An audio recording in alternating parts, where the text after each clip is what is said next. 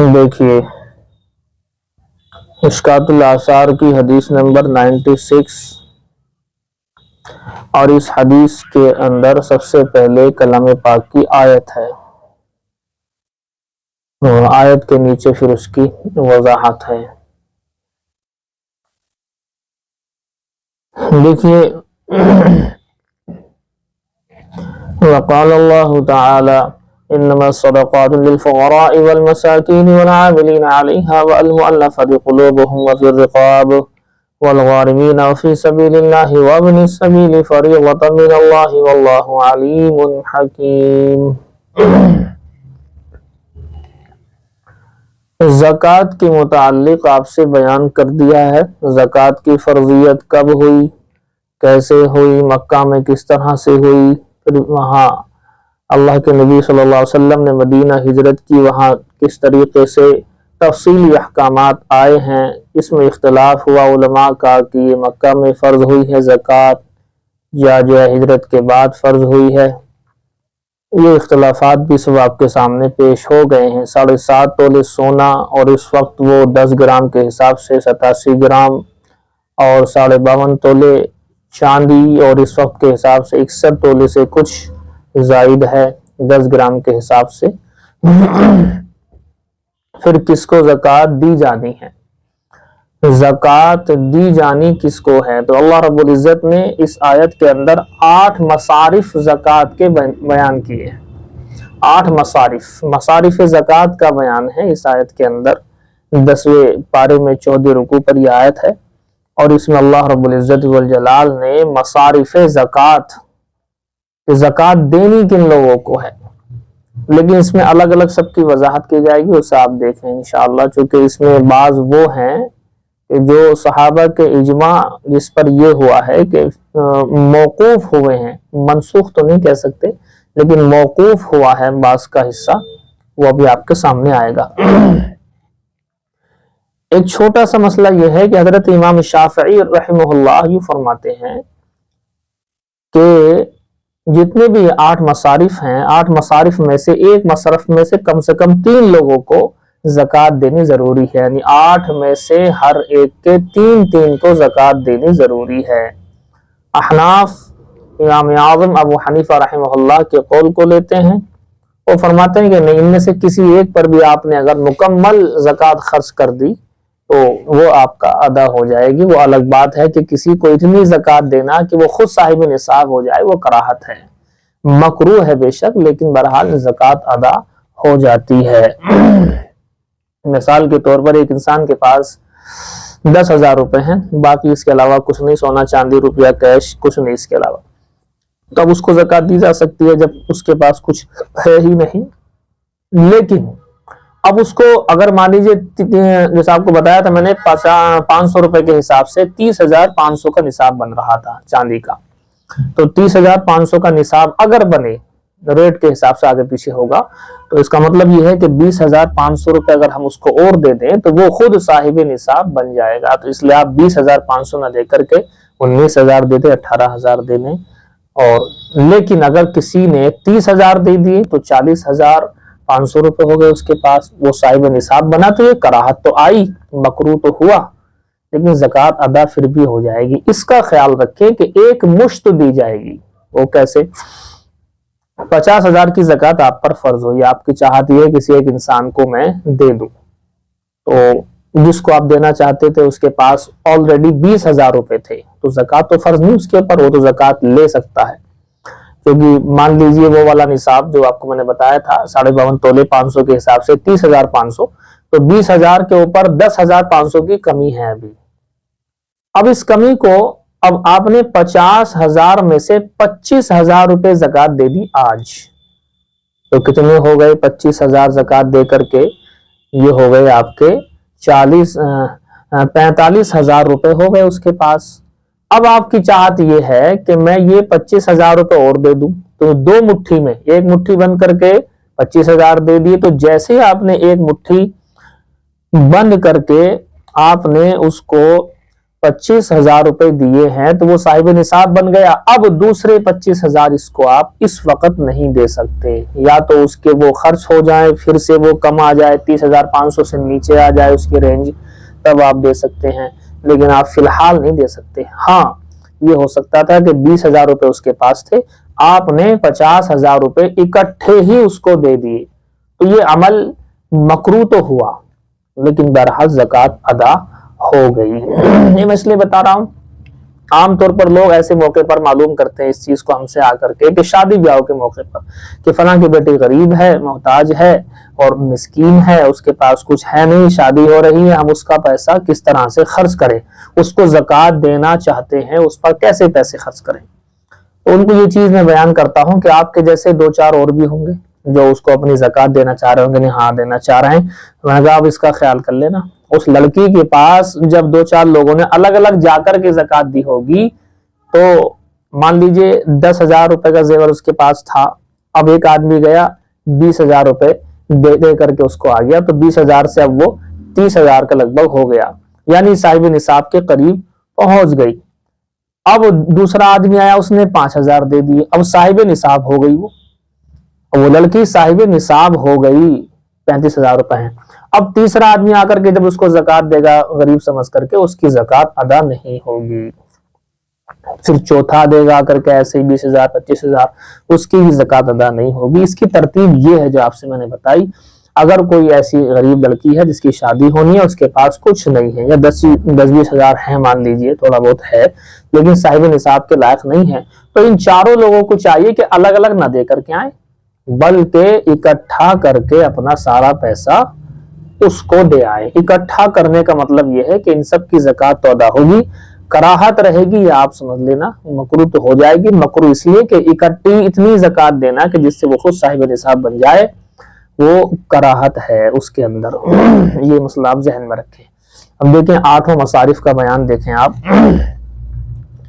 तो अल्लाह ताला ने इरशाद फरमाया, इन्नमा सदक़ात, बेशक सदक़ात, सदक़ात से मुराद सदक़ात वाजिबा और फराइज वाले, यानी ज़कात और सदक़तुल फित्र, और जो है बल्कि यहाँ सिर्फ आप ज़कात को रखो, बाकी का बयान आएगा अलग से। तो ज़कात की बात चल रही है, सदक़ात से मुराद यहाँ ज़कात तो है ही बिल इत्तिफाक, बाकी चीजें हैं वो इंशाअल्लाह उसको डिस्कस करेंगे बाद में। फिलहाल ये है कि ज़कात मुराद है, ताकि ज़कात का बयान पूरा हो।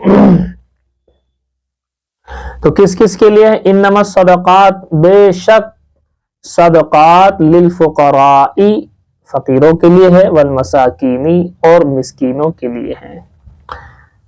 देखिए फुकरा फकीर से बना है, मसाकीन मिस्कीन से बना है। तो फकीर और मिस्कीन किसको कहते हैं, ये आपको थोड़ा सा देखना है कि फकीर और मिस्कीन लोग कौन हैं। देखिए फकीर और मिस्कीन में थोड़ा सा अंतर है। फकीर के पास थोड़े से पैसे हुआ करते हैं, लेकिन वो साहिब निसाब नहीं हुआ करता, और मिस्कीन बिल्कुल 0/0 वाला। ये आप समझ लीजिए। इमाम अबू हनीफा रहमतुल्लाह अलैह से जो कौल मरवी है अहनाफ के यहाँ, वो यही कौल मरवी है कि फकीर और मिस्कीन में जो थोड़ा सा फर्क है, वो थोड़ा सा फर्क यही है कि फकीर कहते हैं जिसके पास थोड़े बहुत पैसे हों लेकिन वो साहिब निसाब नहीं। इतना इसकी आप थोड़ी सी मिसाल ले लीजिए। फकीर हुआ जिसके पास 10,000 रुपए हैं, क्योंकि जब तक 30,500 के रेट से 52.5 तोले चांदी को नहीं पहुंचेगा और तब तक वो ज़कात ले सकता है, तो 10,000 है उसके पास। मिस्कीन वो है जिसके पास 98 भी नहीं है, तो मिस्कीन 0/0, और फकीर थोड़े से उसके पास है लेकिन वो साहिब निसाब नहीं है। इन दोनों को दे सकते हैं, लेकिन बस इस फर्क को आप जहन में रखें। एक दूसरा कौल ये है कि इनमें कोई खास फर्क नहीं है, लिहाजा दोनों एक से ही हैं, वही फकीर है, वही मतलब ये है कि मिस्कीन है, मिस्कीन फकीर, फकीर मिस्कीन है। एक कौल ये है।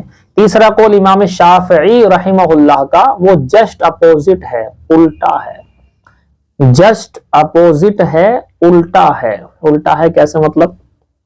हमारा जो अहनाफ का कौल ये है कि फकीर हुआ है जिसके पास थोड़ा बहुत हो लेकिन साहिब निसाब ना हो, और मिस्कीन हुआ जिसके पास कुछ भी ना हो। लेकिन इधर से उल्टा करेंगे इमाम शाफई का कि मिस्कीन वह है जिसके पास थोड़ा बहुत कुछ हो और फकीर वह है जिसके पास कछो ना हो, बिल्कुल जर्रा बराबर भी कुछ उसके पास ना हो। तो इमाम शाफी के नजदीक ये थोड़ा सा उल्टा है, हमारे से जस्ट अपोजिट है, तो इसमें कोई दिक्कत वाली बात नहीं है। बाकी अकाबरीन का एक कौल ये भी है साफ साफ कि दोनों एक ही है, ज्यादा कोई बड़ा फर्क इनके अंदर नहीं है। लेकिन ये आप ये नोट कर लेना, इमाम शाफई वाला उनके यहाँ फकीर 0/0 होता है और हमारे यहाँ मिस्कीन 0/0 होता है। उनके यहाँ मिस्कीन के पास थोड़े बहुत पैसे होते हैं लेकिन वो साहिब निसाब नहीं बन पाता। हमारे यहाँ मिस्कीन हमारे यहाँ जो मिस्कीन है उसके पास कुछ भी नहीं होता है। देखें दो आ गए आपके लिल फुकरा वल मसाकीन, इन दोनों का बयान आपके सामने हो चुका। नंबर 3 देखें आप, इन्नमा सदक़ात लिल फुकरा वल मसाकीन वल आमिलीना अलैहा। आमिलीन सदक़े को जो है हासिल करने वाले, तहसील ज़कात के लिए, ज़कात को हासिल करने के लिए हाकिम वक्त और हाकिम इस्लाम की जानिब से जो लोग मुकर्रर होते हैं, जिन लोगों को बाकायदा तनख्वाहों पर रखा जाता है, तो जैसे कि उश्र है, इस्लाम में कई सारी चीजें हैं जिनके लिए एक डिपार्टमेंट बना हुआ है आमिलीन का। इस्लामी हुकूमतों में होता है, एक पूरा डिपार्टमेंट होता है, उन्हें आमिलीन कहते हैं। उनकी जिम्मेदारियां क्या होती हैं? उनके पास पूरे के पूरे मुल्क का, पूरे के पूरे क्षेत्र का एक ब्यौरा होता है बाकायदा उनके पास लिखित में कि हाँ फला के पास फला मिल्कियत है, फला के पास फला मिल्कियत है, फला के पास फला मिल्कियत है, उसकी ज़कात इतनी, इसकी ज़कात इतनी। अब उसको हासिल करने के लिए कुछ लोग भेजे जाते थे, क्षेत्रों में भेजे जाते थे कि फला क्षेत्र तुम जाओगे, फला इलाके में तुम जाओगे, फला इलाके में तुम जाओगे। तो अभी जो लोग जाते थे, जाहिर सी बात है पूरे साल इनको भागादौड़ी का ही काम रहता था, क्योंकि ज़कात तो अलग अलग वक्तों में हर एक साल गुजरने पर फर्ज होती है। मगर मेरा साल गुजर रहा है जनवरी में, किसी का गुजर रहा है फरवरी में, किसी का गुजर रहा है मार्च, अप्रैल, मई, जून, सबके अलग अलग हो सकते हैं। तो पूरे साल का ये काम था। तो इसका एक डिपार्टमेंट आमिलीन सदका और ज़कात को वसूल करने वालों की एक जमात आमिलीन के नाम से थी, जिसको अल्लाह रब्बुल इज्जत ने बल आमिलीन अलैहा के नाम से यहाँ पर याद किया है। तो इसमें उनका काम था उश्र, एक जमीन होती है उश्र वाली, एक जमीन होती है खिराजी, एक जमीन से जो है रिकाज निकलता है, रिकाज जैसे काने कह देते हैं, कान है लेकिन हम लोग खान कह देते हैं कि लोहे की खान और जो है सोने की खाने, इस तरह की हम अल्फाज इस्तेमाल करते हैं। या कहीं दफीना आया है निकल करके, तो वो भी, उसको भी जो है वो उसमें से खुम्स लिया जाता है। नीचे तफसील आएगी इसकी पूरी आपकी, फिलहाल आप इतना समझ लें कि आमिलीन सदका वो लोग होते हैं जो ज़कात को हासिल करने के लिए हाकिम इस्लाम की जानिब से मुकर्रर होते हैं, और पूरा एक डिपार्टमेंट है वो सब जो है ज़कात अपने पास रखते हैं, फिर उसको जो मुस्तहिकीन, जैसे कि ऊपर आ रहे हैं सब, ये मुस्तहिकीन पर पहुंचाते हैं, उनकी जिम्मेदारी होती है। तो ये है जी वो मसला ये है कि जब ये पूरा डिपार्टमेंट है, इन लोगों को पूरे साल भागा दौड़ी है, तो ये अपने लिए कमाएंगे कब? तो उस ज़कात के पैसों से इनकी तनख्वाह दी जाती थी। तो तनख्वाह की मिकदार अलग अलग हो सकती है काम और ज़रूरत के एतबार से। मान लीजिए किसी को जाना है, लाना है, उसकी तनख्वाह अलग होगी। एक उसको लिखता है, मुंशी जिसे कह देते हैं हम, तो उसकी तनख्वाह थोड़ी सी और अलग होगी। जितना जिसका जो किरदार होगा उतना ही उसका ज्यादा तनख्वाह कमोबेश हो सकती है, हाकिम वक्त जिस तरीके से वो कर ले। लेकिन एक चीज इसमें आप ये नोट करें कि आमिलीन के अंदर वो लोग हुआ करते हैं कि जो हाशिमी ना हो, बनु हाशिम और सादात में से ना हो, हुजूर की आलो औलाद में से ना हो, जो अहले बैत हम कहते हैं, अहले बैत में से नहीं होने चाहिए ये लोग। क्योंकि आमिलीन सदका को ज़कात में से तनख्वाह दी जाएगी, और जो सादात होते हैं और हुजूर की आलो औलाद में से अहले बैत हैं, उन पर ज़कात नहीं लगती। वो सिर्फ हदिया या तनख्वाह दी जा सकती, लेकिन ज़कात से नहीं, ज़कात का कोई मामला नहीं होता उनका। तो ये भी एक चीज है, तो आप जो है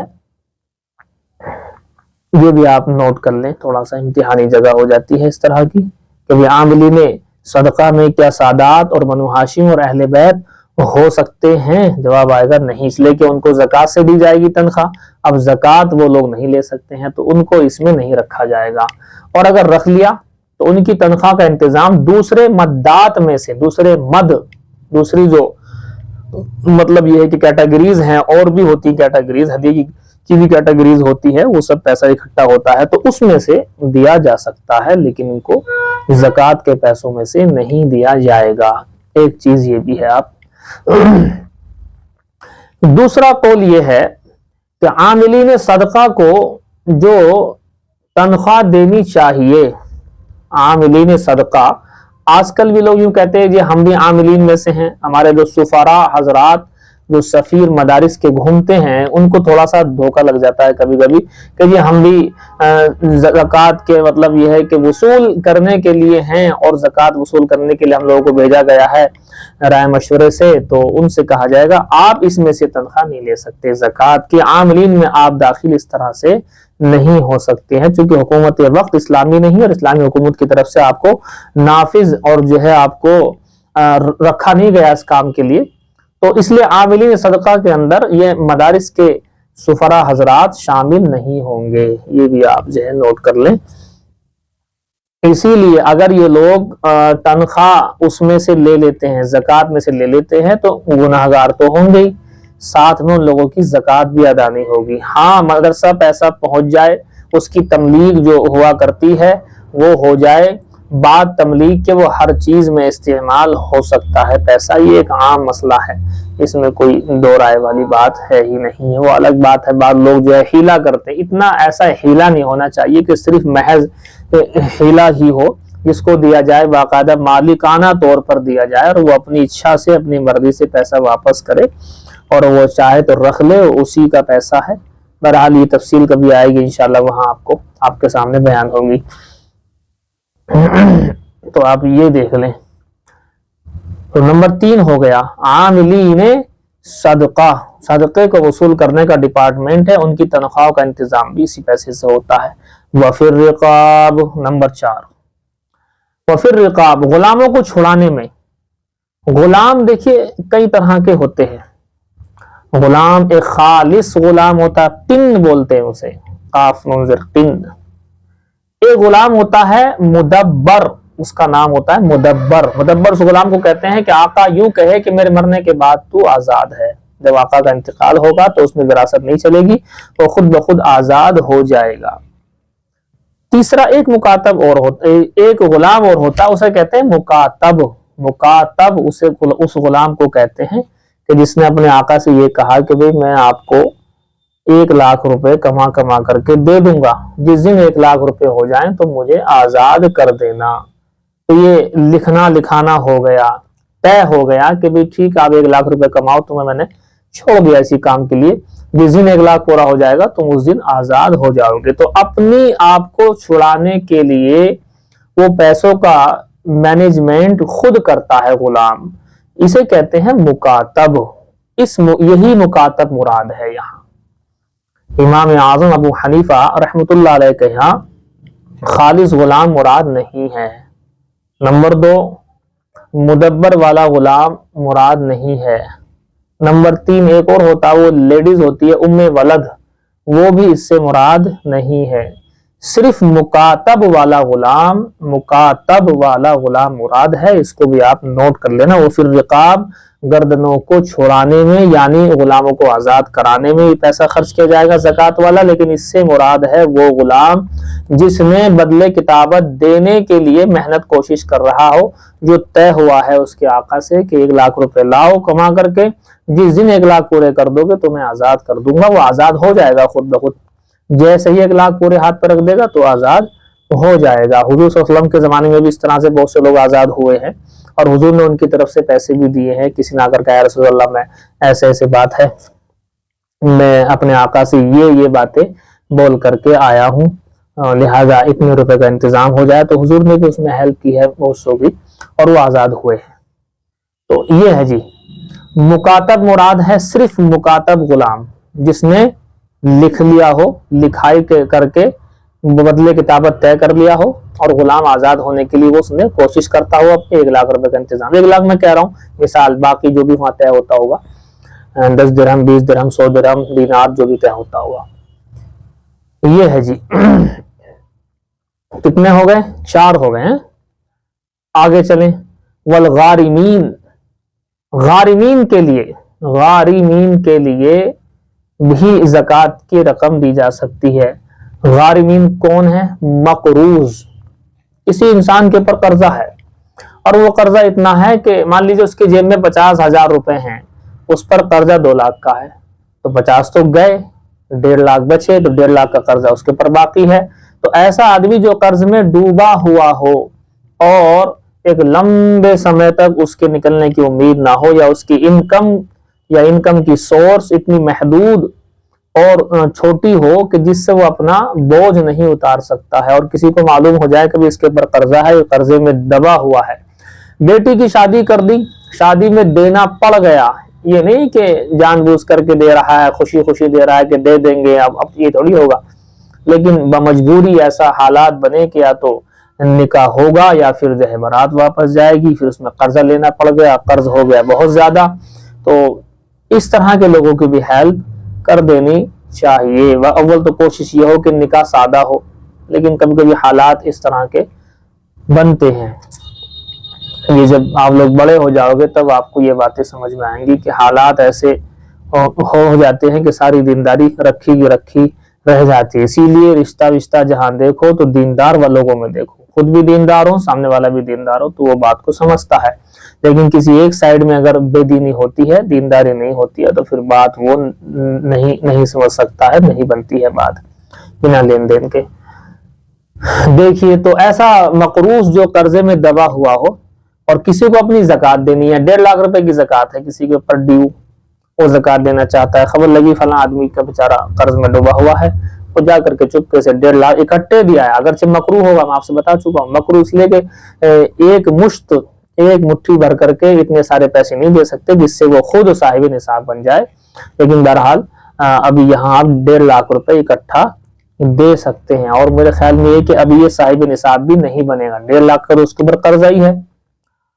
ہاں، تو جو ہے 2 لاکھ کا قرضہ ہے، 50 اس کے پاس ہیں، 1.5 یہ دیا ہے، تو 2 لاکھ روپے قرضہ ہی تو ادا ہوا. اب قرضہ دینے کے بعد اگر 30,000 روپے اس کے پاس بچتے تب وہ ہوتا صاحب نصاب. 30,000 روپے کہہ رہا ہوں، یہ مراد نہیں ہے 30,000 روپے، مراد یہی ہے کہ جو 52.5 تولے چاندی 61 جو ہے تولے بیٹھتی 10 گرام کے حساب سے، اس کی مالیت جو اس وقت ہوگی اتنے رہ جائیں اس کی جیب میں، تب ہوتا صاحب نصاب. 1.5 لاکھ روپے بنا کراہت کے بھی یہاں پر دیے جا سکتے ہیں، کوئی دقت والی بات نہیں ہے. تو اس میں بھی آپ دے سکتے ہیں. 5ویں نمبر پر یہ ہے والغارمین. دیکھیے 6 نمبر پر کیا ہے؟ وفی سبیل اللہ، اور اللہ کے راستے میں. حالانکہ یہ ساری چیزیں زکوٰۃ تو اللہ کے راستے میں ہی دی جا رہی ہے، یہ خاص طور سے یہاں پر جو اللہ کے راستے میں کہا گیا ہے، اس سے مراد کیا ہو سکتا ہے؟ دیکھیے، امام ابو یوسف رحمۃ اللہ علیہ کا ایک قول ہے اور بڑا پیارا قول ہے، انہوں نے بڑی صاف بات کہی. منقطع الغزات یہ کون ہوتے ہیں؟ یہ وہ مجاہد لوگ ہوتے ہیں جو بیچارے مالدار نہیں ہوتے. وہ مجاہد ہوتے ہیں جن کے پاس نہ گھوڑا ہے، نہ تلوار کے لیے پیسے ہیں، نہ ڈھال کے لیے پیسے ہیں، نہ زرہ کے لیے پیسے ہیں، نہ بھالے کے لیے پیسے ہیں. چاہت یہ ہے کہ جہاد میں جائیں، اللہ کے راستے میں جائیں، لیکن وہ لوگ عاجز ہیں، ان کی ناداری اپنی اور مفلسی کے سبب وہ لوگ لشکر اسلام میں جہاد کے لیے نہیں جا سکتے، ان کے پاس ہے ہی نہیں اتنا. تو جب ان کے پاس اتنا نہیں ہے تو کہاں سے آئے گا؟ تو کہتے ہیں کہ یہ زکوٰۃ والا پیسہ ان کو دو، کیونکہ جب وہ مستحق ہیں تو ان کو دو، اور وہ جا کر کے پھر اپنا جو ہے کوئی سامان خریدیں گے، تلوار خریدیں گے، بھالے خریدیں گے، ڈھال خریدیں گے، زرہ خریدیں گے، اور تیر اور کمان اور ترکش، یہ ساری چیزیں جو جہاد میں کام آتی ہیں. اور آج کل دوسری چیزیں ہیں، آج کل گن ہیں، چھوٹی بڑی بندوقیں ہیں، بم ہیں، اور اس کے علاوہ کتنی ساری چیزیں ہیں. تو اللہ کے راستے میں جو جہاد میں جن چیزوں کی ضرورت پڑتی ہے اس کے لیے زکوٰۃ کا پیسہ ان لوگوں کو دیا جا سکتا ہے کہ وہ سامان خرید سکتے ہیں، سامان خرید کر کے استعمال کر سکتے ہیں۔ یہ ہے جی بس۔ کتنے ہو گئے؟ 6 ہو گئے۔ دیکھیے 7واں دیکھیں، وابن سبیل، سبیل کا بیٹا، سبیل کہتے ہیں راستے کو، راستے کا بیٹا، راستے کا بیٹا کون ہوتا ہے جی؟ راستے کا بیٹا کہا جاتا ہے مسافر کو، اسے آپ نوٹ کر لینا۔ تو مسافر جو ہے، اب ایک آدمی مسافر ہے، وطن میں تو بہت مال ہے اس کے پاس، اپنے وطن پر، اب ایسے کریڈٹ کارڈ تو تھے نہیں اس وقت میں، کریڈٹ کارڈ اور جو ہے فون پے اور آپ کے گوگل پے، پے ٹی ایم، یہ سب تو تھے ہی نہیں اس وقت میں، تو مسئلہ اسی وقت کے حساب سے بیان کر رہا ہوں آپ سے۔ وطن میں، اپنے گھر میں تو اس کے پاس بہت مال ہے، پیسہ رکھا ہوا ہے لاکھوں روپے، لیکن جب یہ مسافر بنا، 77 کلومیٹر سے آگے جب یہ بڑھ گیا ہے اور اتنے کی نیت، اس سے زیادہ کی نیت ہے اس کی، تو وہاں جانے کے بعد دیکھا تو اس کی اپنی جیب کے پیسے ختم ہو گئے۔ تو یہاں تو بہت پیسے ہیں لیکن وہاں اس کے پاس پیسے نہیں ہیں، اب ضرورت پڑتی ہے، وہ مانگ رہا ہے لوگوں سے بھی مجھے اتنے پیسے دے دو کہ میں اپنے گھر تک تو کم سے کم پہنچوں، لہٰذا اس کو بھی زکوٰۃ کے پیسے دیے جا سکتے ہیں۔ لیکن آج کل ایسا نہیں ہے۔ آج کل یہ ہے کہ اکاؤنٹ میں پیسے ہیں تو وہ گویا کہ اکاؤنٹ میں پیسے ہیں تو آپ کے ساتھ ہی ہے آپ کا پیسہ، آپ کہیں بھی جن سیوا کیندر پر انگوٹھا لگا کر کے پیسہ نکال سکتے ہیں۔ آپ کے فون میں فون پے ہے، پیسے پڑے ہیں تو وہ بھی آپ گویا کہ پیسے آپ کے پاس ہیں، فون پے، پے ٹی ایم، گوگل پے، اس طرح کی جتنی ایپس آپ کے موبائل میں ہیں اور وہ جو ہے چل رہی ہیں، اس میں پیسے پڑے ہوئے ہیں بینک میں آپ کے، تو آپ زکوٰۃ نہیں لے سکتے کیونکہ پیسہ آپ کے پاس جہاں بھی آپ جا رہے ہیں آپ کے ساتھ ساتھ ہے۔ لیکن کبھی کبھی ایسا ہوتا ہے والیٹ میں نہیں ہے پیسہ، والیٹ مراد یہی فون پے، پے ٹی ایم، گوگل پے وغیرہ میں پیسہ نہیں ہے، بینک کی ایپ میں پیسہ نہیں، یا پیسہ ہے لیکن چل نہیں رہی، ایسے علاقے میں پہنچے جہاں انٹرنیٹ نہیں ہے تو لہٰذا سب فیل ہو گئی، ایسے علاقے میں پہنچے آپ کہ جہاں جن سیوا کیندر ہے ہی نہیں دور دور تک، تو ایسے علاقے میں آپ پہنچ گئے ہیں جہاں یہی چیزیں ہے ہی نہیں، اگرچہ ایسا مشکل ہے علاقہ ملنا ایسا، لیکن بہرحال ایک مسئلہ، اگر ایسے علاقے میں آپ پہنچ گئے ہیں تو مسئلہ یہی ہے جو کتاب میں لکھا ہے آپ کے سامنے، تو وہ اپنی سبیل مسافر کے روپ میں آپ زکوٰۃ لے سکتے ہیں جتنا آپ گھر اپنے پہنچ جائیں، اور لوگ آپ کو زکوٰۃ دے سکتے ہیں اس حال میں بھی۔ یہ ہے جی، دیکھیں کتنے ہو گئے جی، ہیں 7 ہو گئے۔ ان میں سے ایک ہم نے چھوڑ دیا تھا، مؤلفۃ القلوب، اسے اب آپ دیکھیں۔ دیکھیں مؤلفۃ القلوب کون لوگ ہوتے ہیں؟ یہ جو ہے مؤلفۃ القلوب کو ہم نے چھوڑ دیا تھا، اس کو بعد میں بیان کریں گے، 8ویں نمبر پر اس کو لے لیتے ہیں۔ لیکن مؤلفۃ القلوب وہ لوگ ہوتے ہیں، اس میں 4 چیزیں ہیں ویسے تو، مگر پہلے آپ تھوڑی سی موٹی موٹی بات آپ دیکھ لیں کہ مؤلفۃ القلوب ابھی اسلام قبول نہیں کیا، لیکن وہ اسلام کی طرف آنا چاہ رہے ہیں، سوچ رہے ہیں، رائے مشورہ کر رہے ہیں کہ اسلام قبول کر لیں، کیا بڑھیا مذہب لگ رہا ہمیں، تو ان کی دلجوئی کے لیے یہ کیا جایا کرتا تھا کہ کچھ زکوٰۃ کی رقم ان کو دی جاتی تھی، چونکہ منہ کھائے آنکھ لجائے، یہ بڑوں کا محاورہ ہے، منہ کھائے آنکھ لجائے، جب یہ اس کو پیسے دیے جائیں گے تو ظاہر سی بات ہے اس کا من ادھر پھرے گا، اسلام کی طرف آئے گا۔ سے معلوم ہوا کہ لوگوں کو پیسہ دے کر کے بھی اگر اسلام کی طرف رغبت ہو جائے تو وہاں پیسہ خرچ کر دینا چاہیے۔ ایک یہ ہے کہ یہ غیر مسلم نہیں تھے بلکہ اسلام والے تھے، لیکن ابھی ابھی ایمان قبول کیا تھا، بالکل نئے ایمان میں آئے تھے۔ جب یہ نئے ایمان میں آئے تو پھر ان کو ضرورت پڑی کہ بھی نئے ایمان والے ہیں، ان کے ایمان مضبوط ہو جائیں گے، پختہ ہو جائیں گے، مال دے دو ان کو، تو لہٰذا ان کو بھی مال دیا جاتا تھا۔ اب اس کو 4 قسم کے لوگ ہیں، وہ الگ الگ کر کے آپ سن لیں، 4 قسم کے لوگ ہیں مؤلفۃ القلوب کے اندر۔ مؤلفۃ القلوب کے اندر 4 قسم کے لوگ ہیں۔ پہلا آپ کو میں نے بیان کر دیا، وہ غیر مسلم جو اسلام میں داخل ہونے کی امید ہے، لیکن پس و پیش میں ہے، تو ان کو زکوٰۃ وغیرہ اس طرح کی چیزیں دے کر کے اسلام کے قریب کیا جاتا تھا۔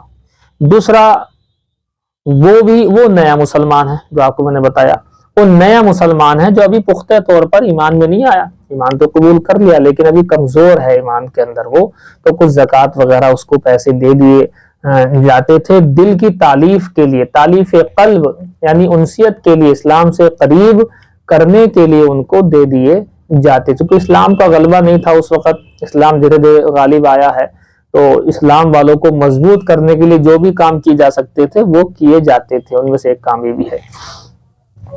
نمبر 3، وہ لوگ تھے جو لوگ اسلام میں آ گئے لیکن ان کے قبیلے والے یہ دیکھ رہے تھے بیٹھ کر کے بھی اسلام قبول کر لیا، آپ دیکھتے ہیں ان کی جیب خالی ہوتی ہے، جیب بھرتی ہے، تو ایسے لوگوں کو، اسلام قبول کیے ہوئے لوگوں کو پیسہ دے کر یہ دکھانا ہوتا تھا ان کے قبیلے کے لوگوں کو کہ دیکھو تم بھی قبول کرتے تمہیں بھی ملتا، تم بھی قبول کرتے تمہیں بھی ملتا، تو دے تو رہے مسلمان کو لیکن پیچھے بیک گراؤنڈ میں وہ لوگ کھڑے ہیں جو قبیلے کے کفار ہیں، وہ انہیں دکھایا جاتا تھا کہ دیکھو اسلام قبول کیا نا انہوں نے، دیکھو ماشاءاللہ جیب بھری ہوئی ہے ان کی، ایک تم ہو اسلام قبول نہیں کر رہے، تمہاری جیبیں جو ہیں خالی پڑی ہوئی ہیں۔ تو یہ ہے اسلام کی نوازشات کو دیکھ کر کے ہو سکتا وہ اس کا قبیلہ اسلام قبول کر لے۔ چوتھے وہ ہوا کرتے تھے، وہ اس طرح کے، بعض لوگوں نے کہا وہ بھی غیر مسلم ہیں، چوتھے والے بھی غیر مسلم ہیں، ان کو صرف اس لیے زکوٰۃ کا مال دیا جایا کرتا تھا کہ وہ مسلمانوں کے ساتھ رہ کر، ہے تو وہ کافر مشرک لیکن مسلمانوں کے ساتھ رہ کر کے لڑتے تھے مسلمانوں کی جانب سے، دفاع کرتے تھے، دفاعی اقدام کرتے تھے وہ، کہ جب مسلمانوں پر حملہ ہوگا تو چونکہ وہ مال کھایا ہے ان لوگوں کا، اسلام والوں کا، مسلمانوں کا جب مال کھایا ہے تو لہذا ان کی طرف سے لڑیں گے، تو کافر سے لڑتا تھا، یہ والے کافر جن کو مسلمانوں نے مال دیا تھا یہ مسلمانوں کے ساتھ مل کر کے ان سے جنگ کرتے تھے، تو اس سے بھی مسلمانوں کی حفاظت ہو جایا کرتی تھی کفار کے شر سے، اس لیے ان کو دیا جایا کرتا تھا۔ بعض لوگوں نے کہا کہ یہ بھی مسلم تھے لیکن بہرحال یہ قول یہ ہے کہ غیر مسلم تھے یہ۔ تو 4 قسمیں آ گئی آپ کے سامنے، چاروں قسموں میں سے کس قسم کو دیا جایا کرتا تھا، تو اس میں بھی خیر اختلاف ہے، اس میں بھی زیادہ آپ جو ہے نہ چکر میں پڑیں، بس اتنا خلاصہ آپ سمجھ لیجئے کہ تالیف قلب کے لیے ان لوگوں کو دیا جاتا تھا کہ اسلام میں مضبوط ہو جائیں۔ جب اسلام، اب آپ صلی اللہ علیہ وسلم کا انتقال ہو گیا، وصال ہو گیا پیارے آقا کا، وصال کے بعد میں حضرت ابوبکر صدیق جب بنے تو یہ چاروں قسم کے لوگوں میں سے لوگ آئے کہ جی ہمیں حضور کے زمانے میں زکوٰۃ میں سے دیا جایا کرتا تھا۔ حضرت عمر نے کہا کہ اچھا لاؤ ذرا وہ کاغذات کہاں ہیں، دستاویز کہاں ہیں دکھائیو، وہ لائے دستاویز کہ دیکھو یہ لکھا ہوا دستاویز ہمارے پاس موجود ہے۔ حضرت عمر نے سارے دستاویز پھاڑ دی، ساری کاپی پھاڑ کر کے پھینک دی کہ آج سے تمہارا حصہ ختم۔ حضرت ابوبکر صدیق کو خبر لگی، انہوں نے کہا کہ عمر نے ٹھیک کیا۔ وجہ کیا تھی؟ وجہ یہ تھی کہ اسلام کا غلبہ نہیں تھا تو حکمت کے تحت میں ان لوگوں کو دیا جایا کرتا تھا تالیف قلب۔ اب ضرورت نہیں ہے، اسلام غالب ہو چکا ہے، حکومت اسلامیہ نافذ ہو چکی ہے، اب کوئی ضرورت ان لوگوں کو دینے کی نہیں ہے، تو جب علت ختم ہو گئی تو حکم بھی ختم۔ لیکن اگلے زمانے میں کبھی اگر یہ علتیں موجود ہوں، یہ علتیں سامنے آ جائیں تو حکم واپس آ جائے گا۔ حضرت عمر نے منسوخ نہیں کیا بلکہ موقوف کیا ہے، موقوف کر دیا ہے حصہ کہ بھئی اب ان کی ضرورت ہمیں تالیف قلب کی نہیں ہے، اب جب ان کی ضرورت نہیں ہے تو لہٰذا اب ان سے ہم کوئی انسیت نہیں چاہ رہے ہیں۔ اب تو 2 ہی باتیں، یا تو اسلام یا کفر، اور کافر رہو گے تو اسلام والوں سے لڑو اور جیتو گے تم سکندر، اور ہارو گے تو تم لوگ رہو، یا تو تم رہو گے یا ہم رہیں گے، تو یہ رہے گا۔ پھر حضرت عمر نے بالکل انکار کر دیا، تو موقوف کر دیا، لیکن آئندہ زمانے میں اگر ایسا کبھی حالات بن جائے لوگوں کے تو پھر سے یہ حصہ دیا جائے گا۔ بس جی یہ 8 قسم کے مصارف، چونکہ ایک ہی سبق میں اس کو بیان کرنا تھا، سبق تھوڑا سا لمبا بھی ہوا اسی لیے یہ 8 ہو گئے جی۔ دیکھو اب دیکھو فوراً، وقال اللہ تعالی، اللہ تعالیٰ نے ارشاد فرمایا انما الصدقات، بے شک زکوٰۃ، للفقراء، فقیروں کے لیے ہے، والمسکین، اور مسکینوں کے لیے ہے۔ فقراء جس کے پاس کچھ ہو لیکن صاحب نصاب تک نہ پہنچے، مسکین کہ اس کے پاس کچھ نہ ہو، والعاملین علیہا، اور عاملین زکوٰۃ کو وصول کرنے والے لوگ، وہ پورا ڈپارٹمنٹ ہے، ان کی تنخواہیں، والمؤلفۃ قلوبہم، اور وہ لوگ کہ جن کے دلوں کو انسیت دینے کے لیے، جن کی تالیف قلب مقصود ہے، اور جن کے دلوں کو مانوس کرنے کے لیے زکوٰۃ کا مال دیا جا سکتا ہے۔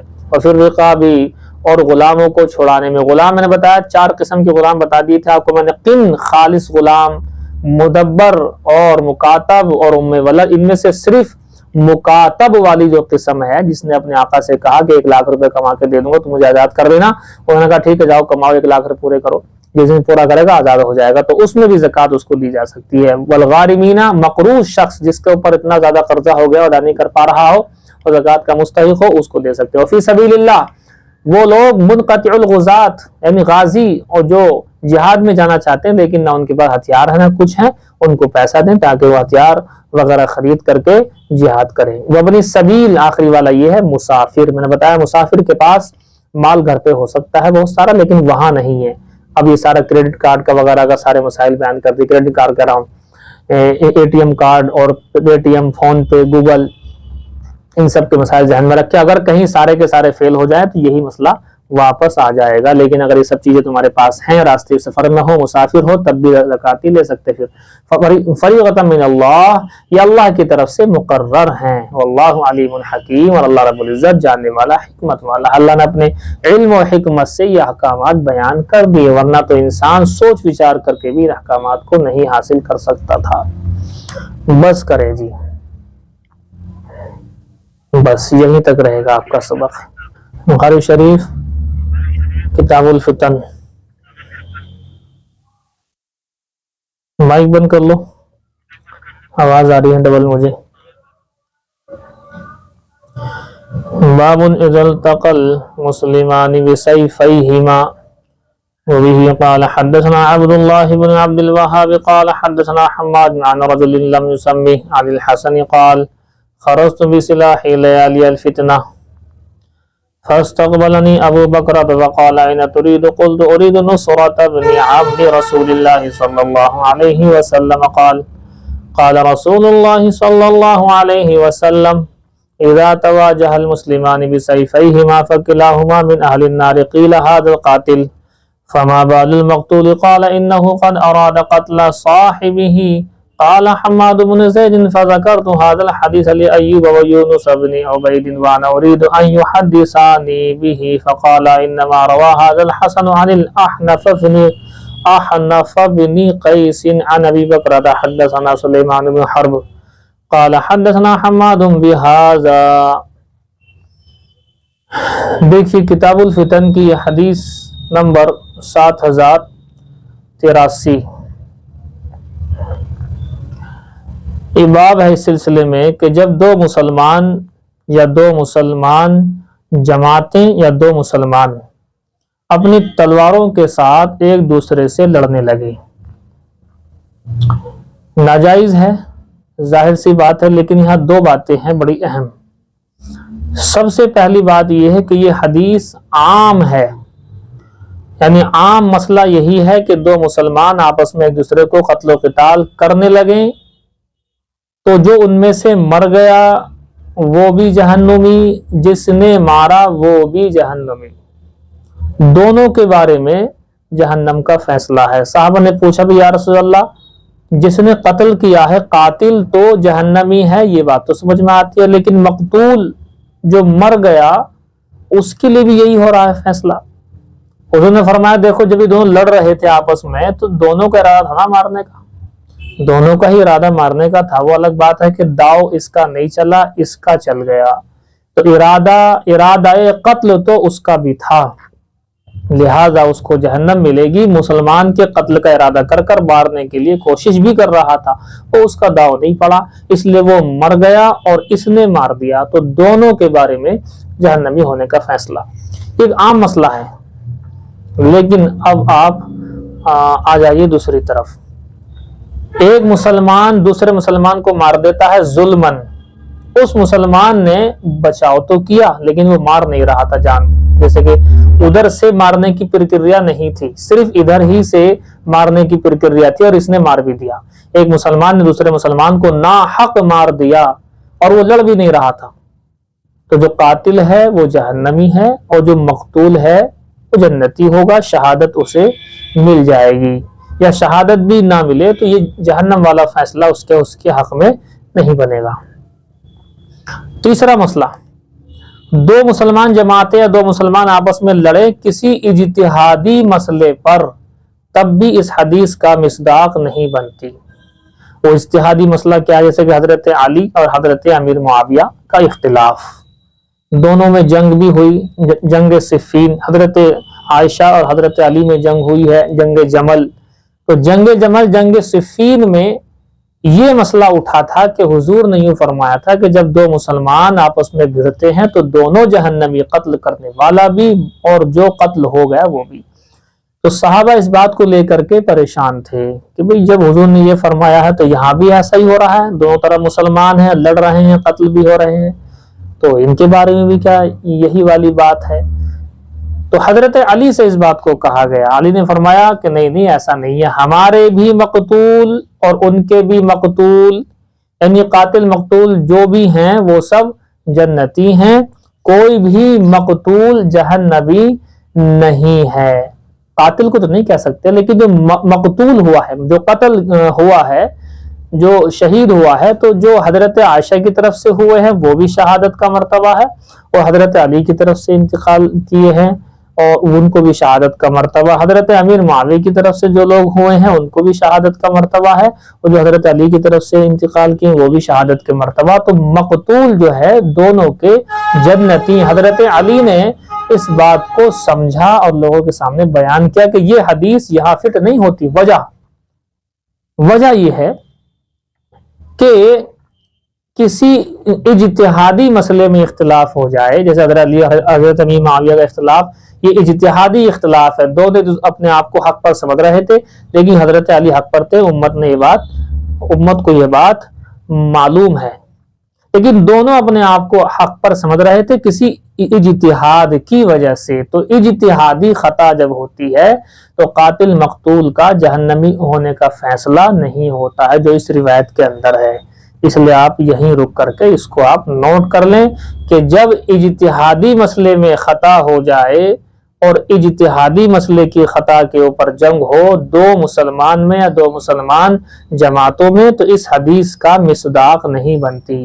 اس حدیث کا مصداق وہی بنے گی جہاں کوئی اجتہاد نہیں ہے، بس ایک دوسرے سے نفرت ہے، بغاوت ہے، ایک دوسرے سے چڑ ہے، حسد ہے اور مارا ماری شروع کر دی، لہذا وہ لوگ اس حدیث کا مصداق ہو جائیں گے۔ دیکھیے روایت، باب نزل تقل مسلمانی بسیفیہما، یہ باب ہے اس بارے میں کہ جب دو مسلمان یا دو مسلمان جماعتیں اپنی تلواروں کے ساتھ میں ایک دوسرے سے لڑنے لگے، دو مسلمان آپس میں لڑ بیٹھے۔ وبه قال حدثنا عبد الله بن عبد الوهاب قال حدثنا حماد عن رجل لم يسمي عن الحسن، حضرت حسن بصری ہیں، حسن بصری ہیں جی، حسن لکھا نا، اس کو نوٹ کر لینا، حسن بصری رحمہ اللہ نے کہا کہ خرجت بسلاحی لیالی الفتنہ، کہ میں نکلا تھا فتنے کی رات کو۔ فتنے سے رات وہی حضرت علی امیر معاویہ کا اختلاف اور جنگ صفین، جنگ جمل، یہ ہیں وہ راتیں۔ فاستقبلنی ابو بکرہ، تو میرے سامنے ابو بکرہ مل گئے، ابو بکرہ مجھے ملے۔ فقال این ترید، کہنے لگے تم کہاں کا ارادہ کرتے ہو حسن؟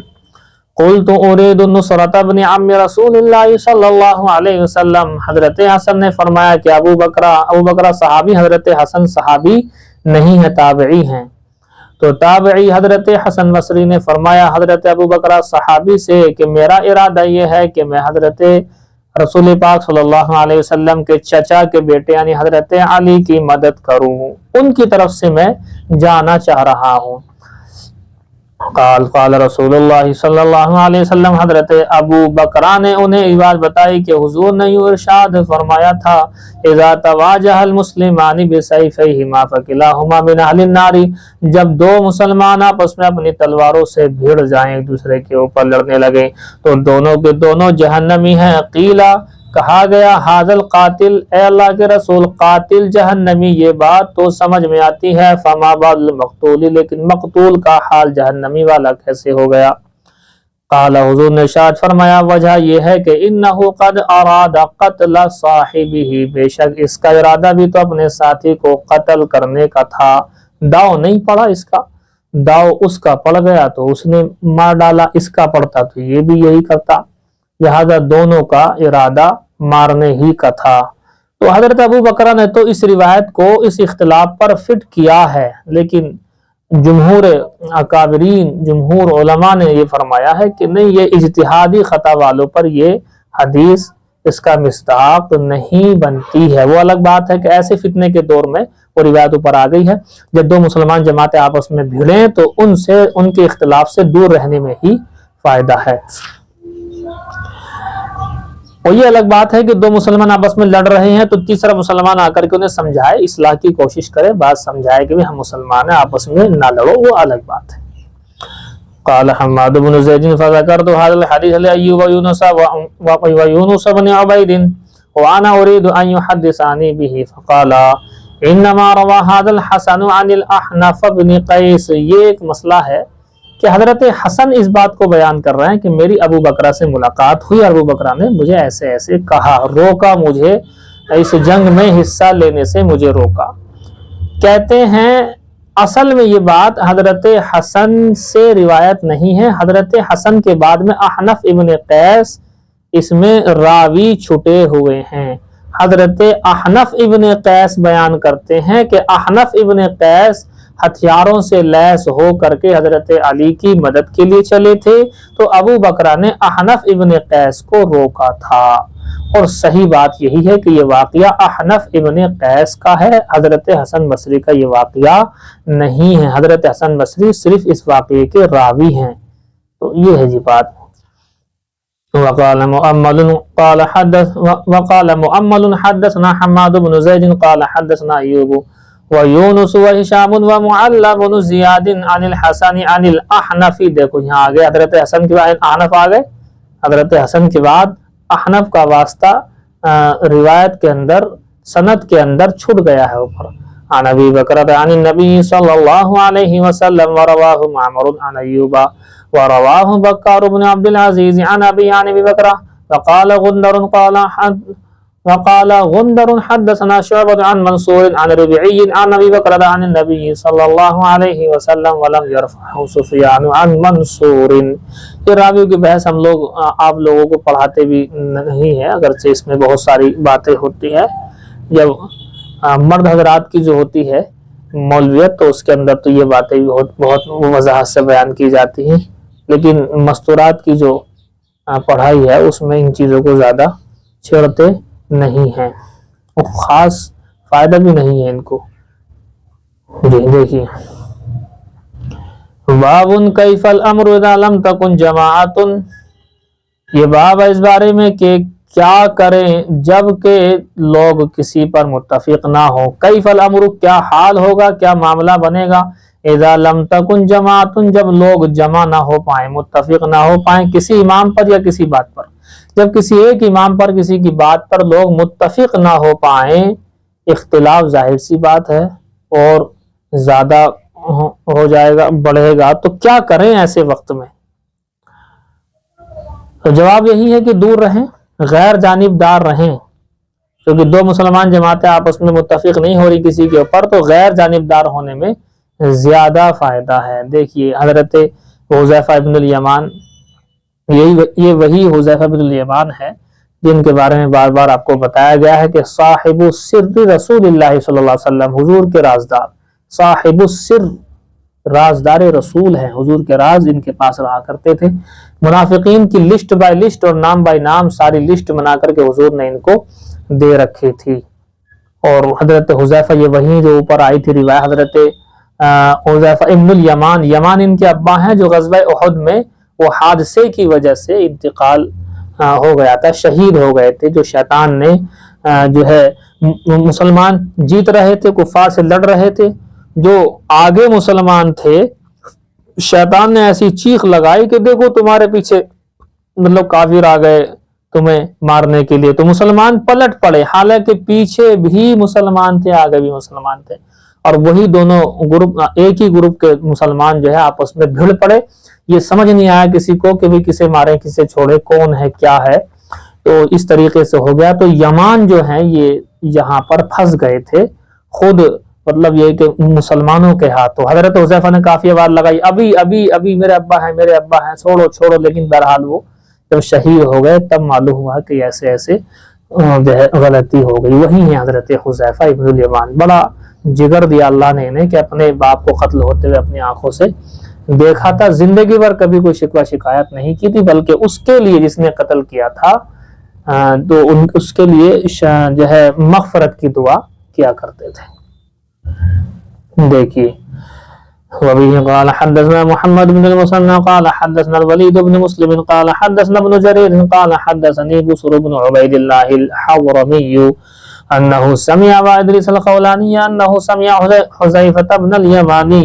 کہتے ہیں ابو ادریس خولانی کہ انہوں نے حذیفہ بن الیمان کو یقول یہ کہتے ہوئے سنا کان الناس یسألون رسول اللہ صلی اللہ علیہ وسلم عن الخیر، کہ لوگ حضور سے اچھائی کے بارے میں خیر کے متعلق سوال کیا کرتے تھے. لیکن وکنت اسألہ عن الشر، لیکن میں حضور سے برائی کے متعلق سوال کیا کرتا تھا، شر کے متعلق سوال کیا کرتا تھا، فتنوں کے متعلق سوال کیا کرتا تھا. کیوں؟ مخافت ان یدرکنی، کہ کہیں ایسا نہ ہو کہ یہ شر ہمیں لگ جائے، یہ فتنے ہمیں گھیر لیں، تاکہ ہم اس سے محفوظ رہ سکے. اس لیے میرے سوال شر کے متعلق ہوا کرتے تھے. تو ایک دن میں نے اسی طرح کا سوال کیا. فقلت یا رسول اللہ، میں نے کہا اے اللہ کے رسول، انا کننا فی جاہلیت و شر، بے شک ہم جہالت میں تھے، شر میں تھے. فجاءنا اللہ بہذا الخیر، تو اللہ رب العزت نے یہ خیر یعنی اسلام ہمارے پاس لے آیا. اللہ رب العزت ہم نے ایمان قبول کر لیا. فہل بعد هذا الخیر من شر، کیا اس خیر کے بعد بھی کوئی شر ہوگا، کوئی برائی ہوگی؟ قال نعم، حضور نے فرمایا کہ ہاں اس کے بعد پھر برائی آئے گی. قلت، میں نے پوچھا وہل بعد ذلك الشر من خیر، کیا اس برائی کے بعد پھر خیر آئے گی؟ قال نعم، فرمایا کہ ہاں پھر آئے گی. وفیہ دخن، اور اس میں دھواں سا ہوگا. قلت وما دخنہ، کہا میں نے پوچھا کہ یہ دھوئیں سے کیا مطلب ہے، کیا مراد ہے؟ قال قوم یہدون بغیر ہدی، حضور نے فرمایا کہ ایک ایسی قوم جو میرے طریقے سے ہٹ کر چلے گی. تعریف منہم، کہ ان سے تم کچھ اچھی باتوں کو جان لو گے، وتنکر، اور بہت سی باتوں کو تم ان سے ناپسند کرو گے. قال قلت، حضرت حذیفہ بن الیمان نے کہا کہ میں نے پھر پوچھا فہل بعد ذلك الخیر من شر، کیا اس خیر کے بعد پھر کوئی شر آئے گا؟ قال نعم، حضور نے فرمایا کہ ہاں پھر شر آئے گا. اور وہ شر کیا ہوگا؟ دعات علی ابواب جہنم، جہنم کے دروازے کی طرف دعوت دینے والے لوگ پیدا ہو جائیں گے. من اجابہم الیہا، جو ان کی بات کو قبول کر لے گا. قذفوہ فیہا، تو اس کو جہنم میں پھینکوانے کا سبب بن جائیں گے، ڈال دیں گے یعنی خود سبب بن جائیں گے. قلت یا رسول اللہ، میں نے کہا اللہ کے رسول، صفہم، ان کی کچھ صفات ہمارے سامنے، لنا، ہمارے سامنے بیان کر دیجیے، یہ لوگ کون ہوں گے جو جہنم کی طرف بلائیں گے؟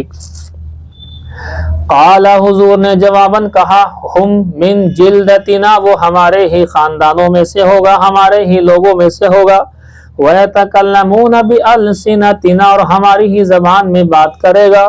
قلت، تو میں نے کہا فما تأمرنی ان ادرکنی ذالک، آپ مجھے کیا حکم کرتے ہیں اگر یہ حالات میرے سامنے آ جائیں، اگر میں ان حالات میں گرفتار ہو جاؤں تو آپ کا حکم میرے لیے کیا ہے؟ قال، حضور نے فرمایا تلزم جماعت المسلمین و امامہم، تو تم اس حال میں یہ کرنا کہ مسلمانوں کی جماعت کے ساتھ، اجتماعیت کے ساتھ، اور ان کے امام کے ساتھ میں چمٹے رہنا. قلت، میں نے کہا فإن لم يكن لهم جماعت ولا امام، اور اگر حالت ایسی بن جائے کہ لوگ کسی ایک امام پر اتفاق نہ کریں اور کوئی امام ہی نہ ہو، مسلمانوں کی جمعیت نہ ہو اور نہ امام ہو، تو کیا کروں؟ قال، حضور نے فرمایا تو ایسا کرنا فاعتزل تلک الفرق کلھا، تو تم ان تمام کی تمام جماعتوں سے الگ ہو جانا. ولو ان تعض باصل شجر، اگرچہ تم پیڑ کی جڑ کو کاٹنے میں ہی لگ جاؤ. حتی یدرکک الموت، یہاں تک کہ تمہیں موت آ جائے. وانت علی ذلک، تم اسی حال پر رہنا. پیڑ کی جڑ کاٹنے سے مراد یہ ہے کہ وقت وہاں پر جو ہے کاٹ دینا، پیڑ کے نیچے وقت کو آپ کاٹ دینا، لیکن کسی فتنے کا شکار نہیں بننا۔ دوسرا مطلب یہ لکھا ہے کتابوں میں کہ پیڑ کی جڑ کاٹنے سے مراد یہ کہ اس میں مشقت زیادہ ہوتی ہے، تو مشقتیں برداشت کرتے رہنا، لیکن کسی کے ساتھ ان جماعتوں کا جو متفرق ہیں کسی کا بھی ساتھ نہ دینا یہاں تک کہ تمہیں موت آ جائے اور تم اسی حال پر ہو، یعنی سب فرقوں سے، سب جماعتوں سے الگ ہو۔ وانت علی ذالک، اور تم اسی حال پر سب سے الگ رہنے والے ہوں جب تمہاری موت آئے۔ تو یہ ہے جی وہ بات کہ جس وقت کوئی جماعت نہ ہو، کوئی امام نہ ہو تو کیا کریں، تو کہا کہ سب سے دور رہو، یہ ٹکڑے ٹکڑے جو ہوئے ہوئے ہیں ان سب سے دور رہو۔ اشارہ تھا کہ آئندہ وقت میں اختلاف ہوگا، حضرت عائشہ، حضرت علی کا، حضرت امیر معاویہ، حضرت علی کا جنگیں ہوں گی، حضرت عبداللہ بن زبیر، اور ادھر سے پھر یزید اور حجاج بن یوسف یہ وغیرہ ہوں گے، تو ان میں اپنے آپ کو دور رکھنے میں فائدہ ہے، تو دور رکھا ہے، بہت سے صحابہ نے اپنے آپ کو ان چیزوں سے بہت دور رکھا ہے، اور ماشاءاللہ ان سے پھر روایتیں ہم تک بہت زیادہ پہنچی بھی ہیں۔ دیکھیے بخاری شریف دیکھیں، کتاب المغازی،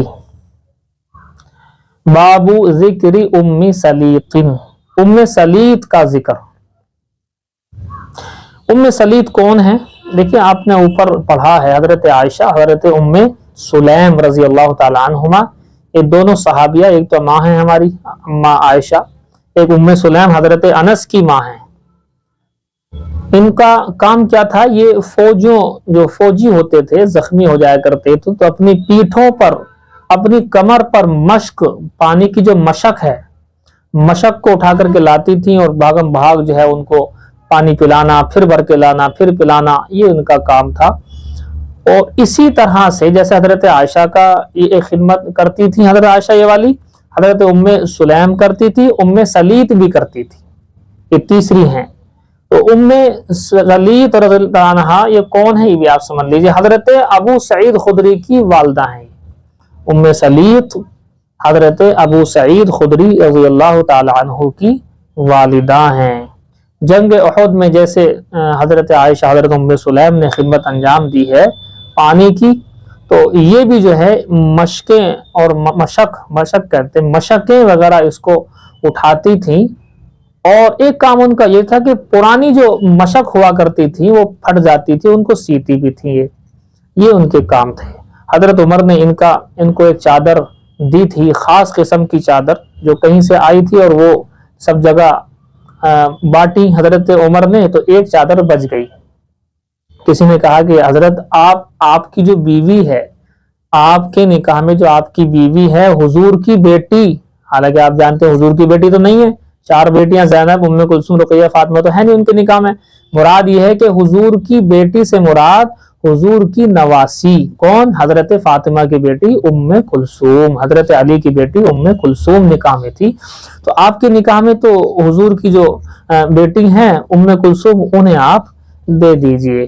حضرت انہوں نے فرمایا کہ نہیں، ام سلیط حضرت ابو سعید خدری کی والدہ اس کی زیادہ مستحق ہے، انہوں نے غزوہ احد کے اندر پانی پلایا ہے اور یہ کام کیا کرتی تھی بہت زیادہ۔ تو یہ ہے جی حضرت عمر کی روایت۔ وبه قال حدثنا يحيى بن بكير قال حدثنا الليث عن يونس عن ابن شهاب وقال ثعلبة بن ابي مالك ان عمر بن الخطاب رضي الله تعالى عنه قسم مروطا بين نساء من نساء اهل المدينة فبقي منها مرط جيد فقال له بعض من عنده يا امير المؤمنين اعط هذا بنت رسول الله صلى الله عليه وسلم التي عندك يريدون ام كلثوم بنت علي فقال عمر ام سليط احق به وام سليط من نساء الانصار ممن بايع رسول الله صلى الله عليه وسلم قال عمر فانها كانت تزفر لنا القرب يوم احد۔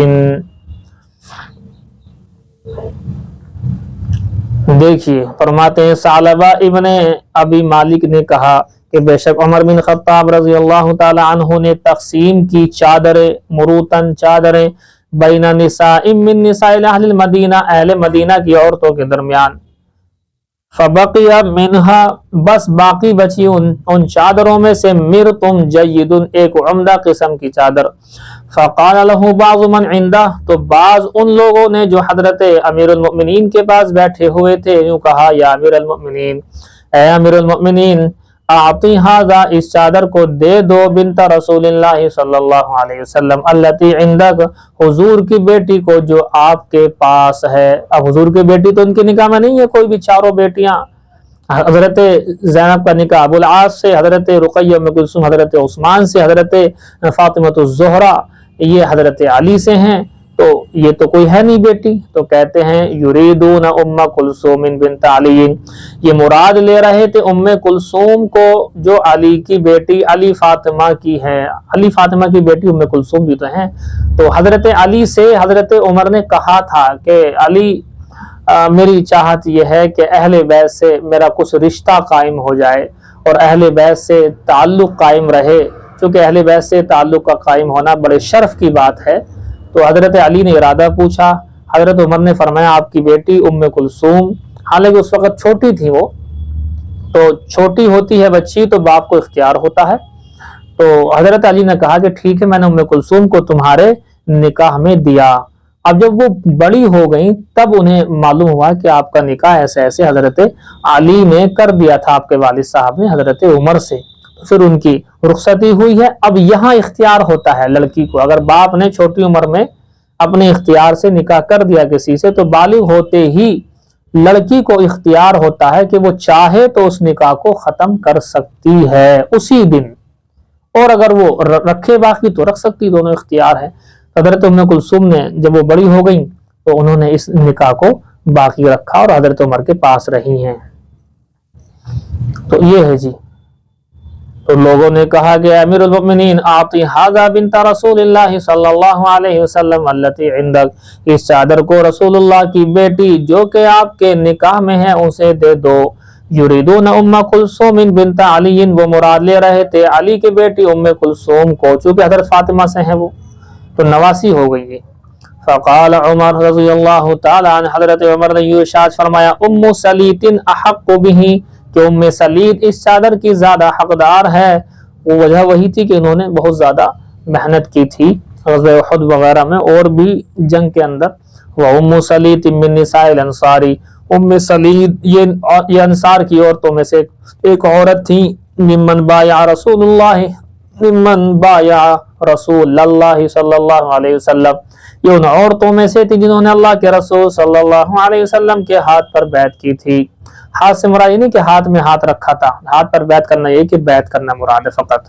क़ाला उमर, हजरत उमर ने फरमाया, फ़इन्नहा कानत तज़फ़िरु लनल क़िरब यौम उहुद, कि बेशक ये उम्मे सलीत उहुद के दिन हमारे लिए मशकों को उठा उठा करके लाया करती थी। ये है जी। देखिए हजरत हमजा रजी अल्लाह ताला अन्हु का कत्ल और शहादत जो हुई है वो उहुद में हुई है। आप लोगों को मालूम होगा कि हजरत हमजा रजी अल्लाह ताला अन्हु हुजूर के चचा हैं, और हुजूर के चचा होने के साथ साथ रजाई भाई भी हैं। रजाई भाई क्या होता है कि हजरत हमजा और हुजूर ने किसी एक औरत का दूध पिया है बचपन में, दूध पीने की उम्र में दोनों ने किसी एक औरत का दूध पिया, लिहाजा ये रजाई माँ बन गई और रजाई बाप बन गए वो, और ये दोनों रजाई भाई भाई भी हो गए। तो जहाँ चचा का रिश्ता है इनके सगे चचा, वहां सगे भाई का सा भी रिश्ता है। इसीलिए किसी ने जो है राय दी थी कि आपके चचा जो है हमजा, उनकी एक बेटी हैं, आप उससे निकाह जो है कर लें, चचेरी हैं आपकी, क्या दिक्कत है? हुजूर ने फरमाया कि नहीं नहीं नहीं, उससे मेरा निकाह नहीं हो सकता, वो सिर्फ चचेरी होती तो निकाह हो जाता। लेकिन साथ साथ में ये भी है कि हजरत हमजा मेरे रजाई भाई भी हैं, और रजाई भाई होने की वजह से रिश्ता ये बन गया कि सगी भतीजी भी हो गई, लिहाजा आपने इनकार कर दिया था। तो हजरत हमजा आप थोड़ा सा नोट कर लें, दो चार बातें इनके मुतालिक। हजरत हमजा रजी अल्लाह ताला अन्हु अब्दुल मुत्तलिब इनके अब्बा जी का नाम है, और मैंने आपसे बात की थी कि अब्दुल मुत्तलिब का असल नाम शैबा اور بعض کتابوں میں ہے شیبۃ الحمد، تو عبد المطلب کا نام اصل میں شیبہ ہے جی۔ تو حمزہ نام ہے اور عبد المطلب ابا جی کا ہے نام، اور ان کی کنیت لکھ لیں ابو عمارہ، لقب لکھ لیں سید الشہداء۔ ہجرت سے 54 سال پہلے پیدائش ہوئی ہے اور شہادت 3 ہجری غزوہ احد، 54 سال پہلے ہجرت سے، اور 3 سال یہ مان لیجئے 54 3 57 سال کے لگ بھگ عمر ہوئی ہے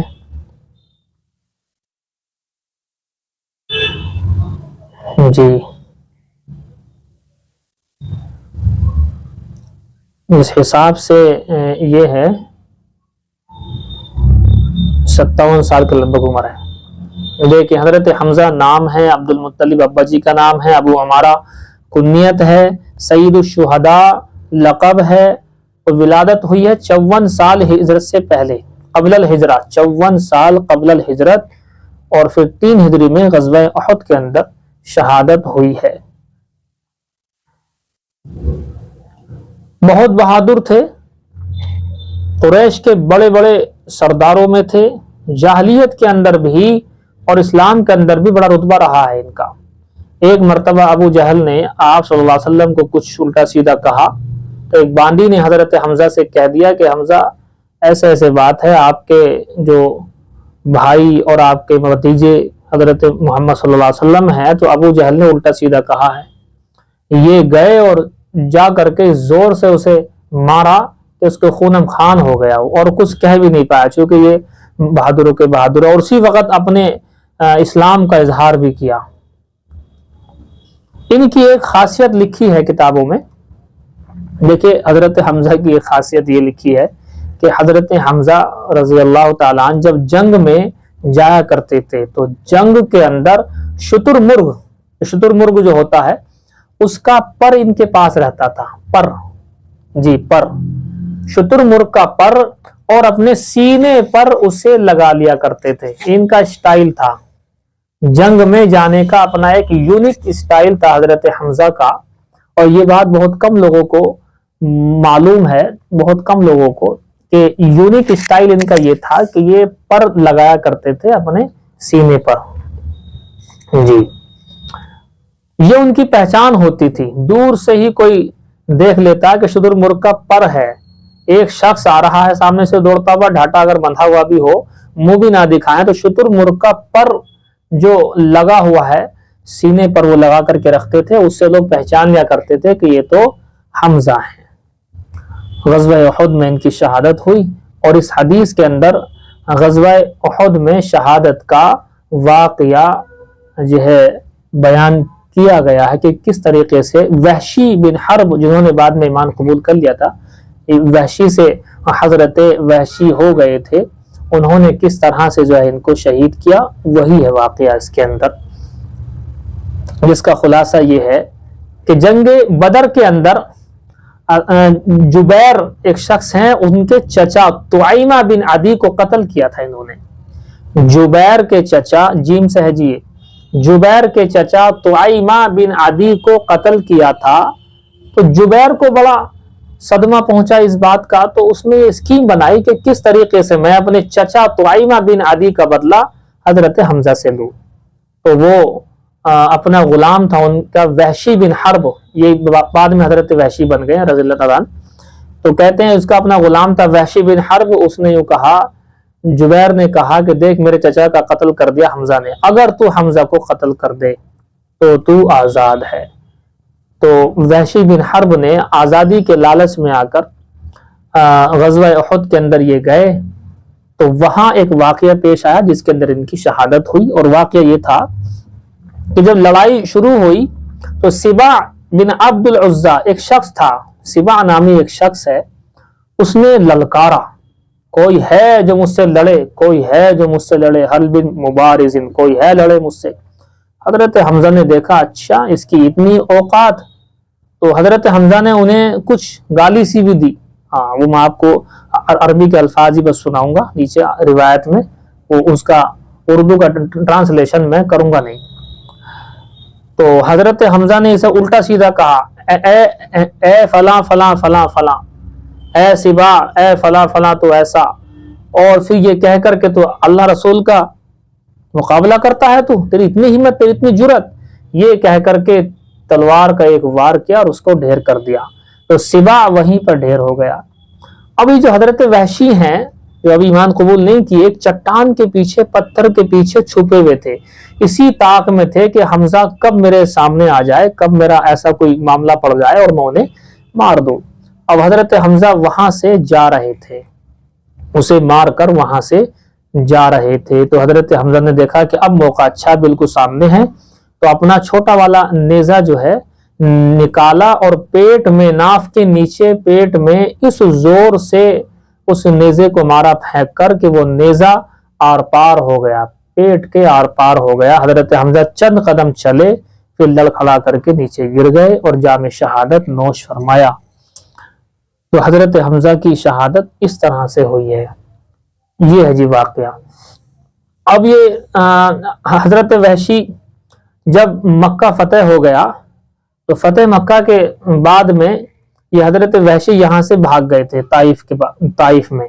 بہرحال وہ طائف پہنچے ہیں، لیکن طائف والوں بھی جو ہے، طائف والے بھی آنے شروع ہو گئے تھے ایمان قبول کرنے کے لیے، تو یہ بھی طائف والوں کے ساتھ مل کر کے، کہ انہوں نے سنا تھا کہ حضور جو ہے سخت مزاج نہیں ہے، معافی کا معاملہ بہت زیادہ ہے، لہٰذا حضرت وحشی طائف والوں کے ساتھ آئے، تو کسی نے بول دیا کہ یہ وہ بھی آئے ہوئے ہیں، آپ کے چچا کے جو ہے قاتل بھی آئے ہوئے ہیں۔ تو حضور نے ان سے پوچھا کہ آپ نے کیا تھا قتل؟ وحشی نے کہا جی ہاں مجھ سے ہی ہوا تھا یہ کام۔ بہرحال اسلام قبول کیا حضور نے ان کا اسلام قبول کرنا قبول کیا، وحشی کا قبول اسلام حضور نے قبول کیا، اور قبول کرنے کے بعد میں یوں کہا کہ دیکھو وحشی، اسلام تو تمہارا قبول ہے، لیکن تم میرے سامنے مت آنا، چچا کا صدمہ تازہ ہو جاتا ہے جب میرے سامنے آؤ گے۔ تو پھر اسی لیے حضرت وحشی جب تک وہاں رہے، پیٹھ پیچھے بیٹھتے تھے حضور کے، پھر وہ وہاں سے طائف چلے گئے۔ اب حضور کے وفات ہو گئی 11 ہجری، وفات ہونے کے بعد ان کے دماغ میں یہ تھی کہ بس کچھ ایسا کام مجھے ملے کہ میں نے اتنے ایک بہترین، خیر الناس، بہترین شخص کو میں نے قتل کیا ہے، شہید کیا حضرت حمزہ کو، کوئی مجھے ایسا موقع مل جائے کہ میں کسی شر الناس کو قتل کروں، بہت برے انسان کو قتل کروں، تو کچھ مکافات ہو جائے، کچھ بدلہ ہو جائے۔ اسی طاق میں تھے تو حضور کے وصال ہوتے ہی مسلمہ کذاب نے یمامہ کے اندر نبوت کا دعویٰ کر دیا۔ حضرت ابوبکر صدیق نے ان سے جو ہے جنگ لڑی اور خالد بن ولید کو وہاں پر جنگ کرنے کے لیے بھیجا۔ یہ واقعہ پورا انشاءاللہ آگے آئے گا تو میں اس کی وضاحت کروں گا کیسے جنگ ہوئی وہ ٹوٹل۔ فی الحال تو اتنا کہ خالد بن ولید وہاں پر گئے ہیں، انہی کی سرکردگی میں یہ جو ہے جنگ ہوئی ہے اس سے، مسلمہ کذاب سے۔ حضرت وحشی ساتھ میں تھے کہ آج موقع ہے، اس مسلمہ کذاب کو، بدبخت کو میں ہی کروں گا قتل، تاکہ میں نے خیر الناس کو قتل کیا تھا پہلے حمزہ کو، اب میں شر الناس کو قتل کروں گا۔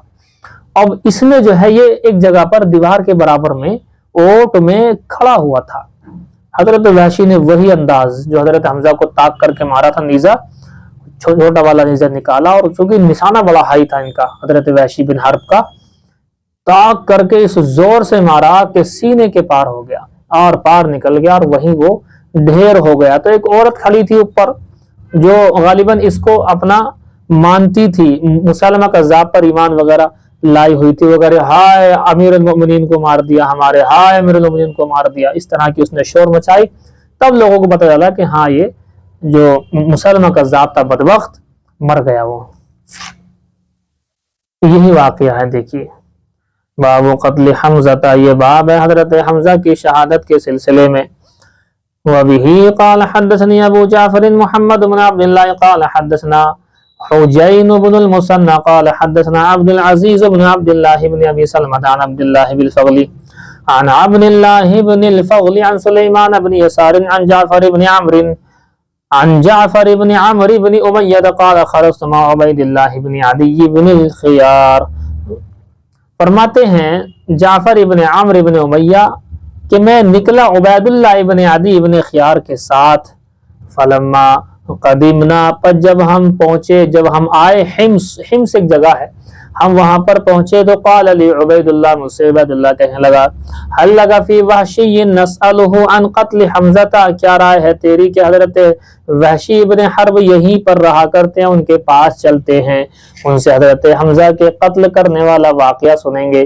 قلت نعم، میں نے کہا ہاں ہاں ٹھیک ہے، چلو چل کر کے دیکھتے ہیں۔ وکان وحشی یسکن حمصا، حضرت وحشی کہیں گے نا، اب تو ایمان قبول کر چکے ہیں، بڑے اب تو صحابی ہو گئے ہیں اور کارنامہ بہت بڑا انجام دیا ہے۔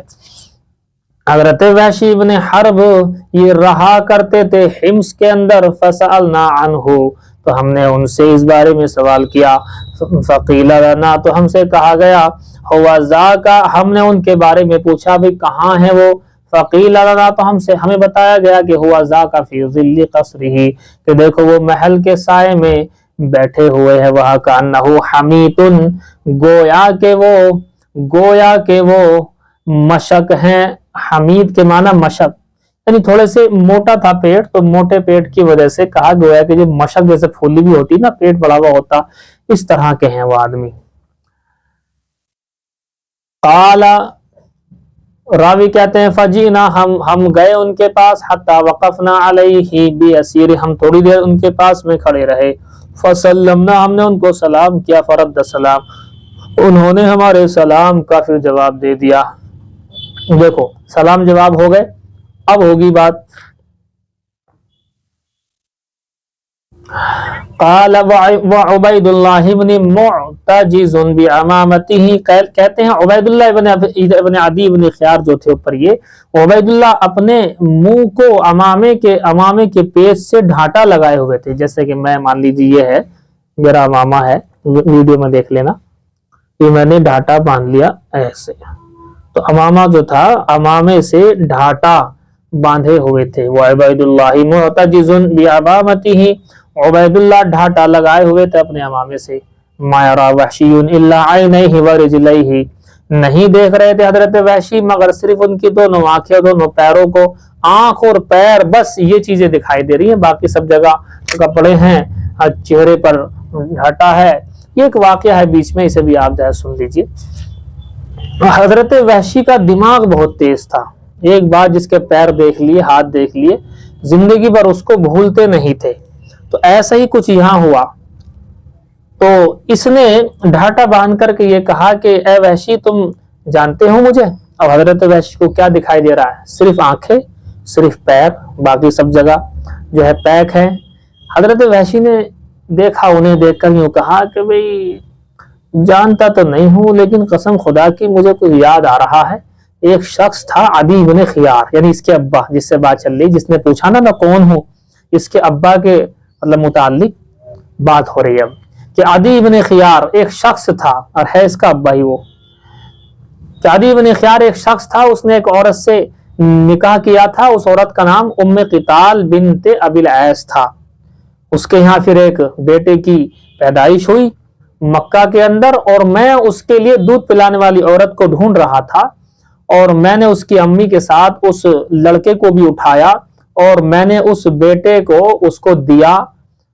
تو میں یہ دیکھ رہا ہوں کہ جب میں نے اس وقت اس بچے کو اٹھایا تھا تو اس کے پیروں پر میری نگاہ گئی تھی، اس وقت میں جب پیدا ہوا تھا پیروں پر نگاہ گئی تھی، میں دیکھ رہا ہوں وہی پیر گویا کہ میرے سامنے ہیں۔ بتائیے، بچپن میں گود میں پیر دیکھے تھے، اور اب بڑے ہونے کے بعد جو جوان ہو کر سامنے کھڑا ہے یہ پوچھ رہا میں کون ہوں، تو حضرت نے کیا بات بتائی کہ وہ پیر میں آج دیکھ رہا ہوں، گویا کہ یہ وہی پیر ہیں۔ پھر حضرت کا نام پھر عبید اللہ نے اپنے چہرے سے ہٹایا کہ ہاں جی میں ہی ہوں، میرے ہی ابا کا نام عدی بن خیار ہے، اور میرے ہی ابا نے ام قتال بنت ابی العیس میری ماں سے نکاح کیا تھا، میری ہی پیدائش مکہ میں ہوئی تھی، اور آپ ہی نے مجھے اس وقت گود میں کھلایا تھا یا گود میں لیا تھا مجھے، میرے پیروں پر تمہاری نگاہ پڑی تھی، آج تک تمہیں میرے پیر یاد ہیں۔ اب وہ واقعہ آئے گا کہ حضرت حمزہ کو آپ نے کیسے جو ہے قتل کیا، گویا کہ یہ کہ امتحان تھا کہ دیکھتے ہی انہیں کچھ یاد بھی رہتا کہ نہیں۔ اب یاد تو اتنا زبردست ہے، بتائیے اتنا کون یاد رکھ لے گا، یہ تو ناممکن سی بات ہے۔ اب دیکھیں واقعہ، وعبید اللہ معتجز بعمامتہ، عبید اللہ اپنے چہرے کو ڈھانٹے سے ढके हुए था अमामे से। मा यरा वहशियुन इल्ला ऐनैहि व रिजलैहि, हजरत वहशी को सिर्फ उसकी आंखें और दोनों पैर ही दिख रहे थे। फकाल उबैदुल्लाह, अबू उबैदुल्लाह ने पूछा, या वहशी, ए वहशी, तारिफुनी, क्या तुम मुझे जानता है?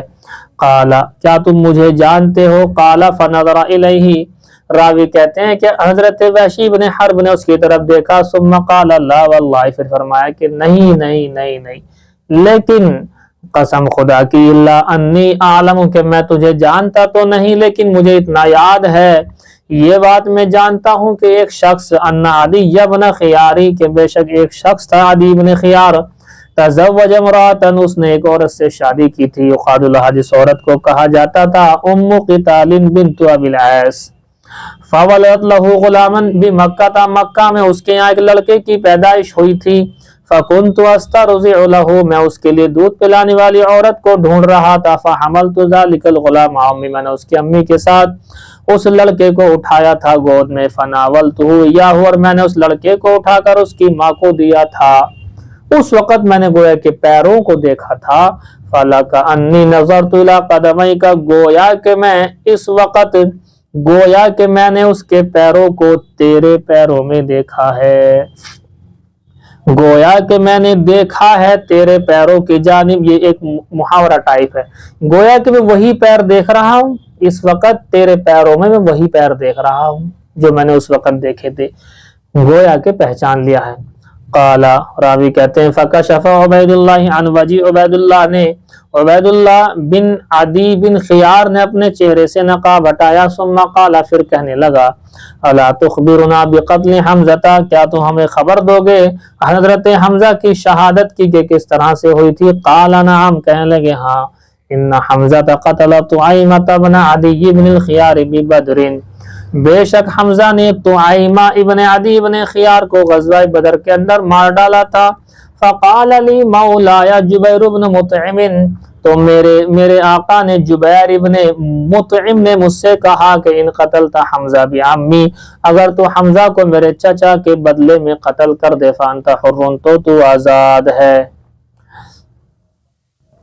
काला, कहते हैं, फलम्मा अन खरजन नासु आमा ऐनैनि व ऐनैनि जबलुन बिजिबालि उहुदिन बैनहु व बैनहु वादिन, फरमाते हैं कि जब लोग निकले ऐनैन के साल, ऐनैन के साल से मुराद ग़ज़वा उहुद ही है, और ऐनैन एक पहाड़ का हिस्सा है, उहुद के पहाड़ के सामने उसके, और उहुद के पहाड़ के सामने एक मैदान है, वही उहुद का पहाड़ है, वही ऐनैन भी एक पहाड़ है और उसके सामने मैदान है।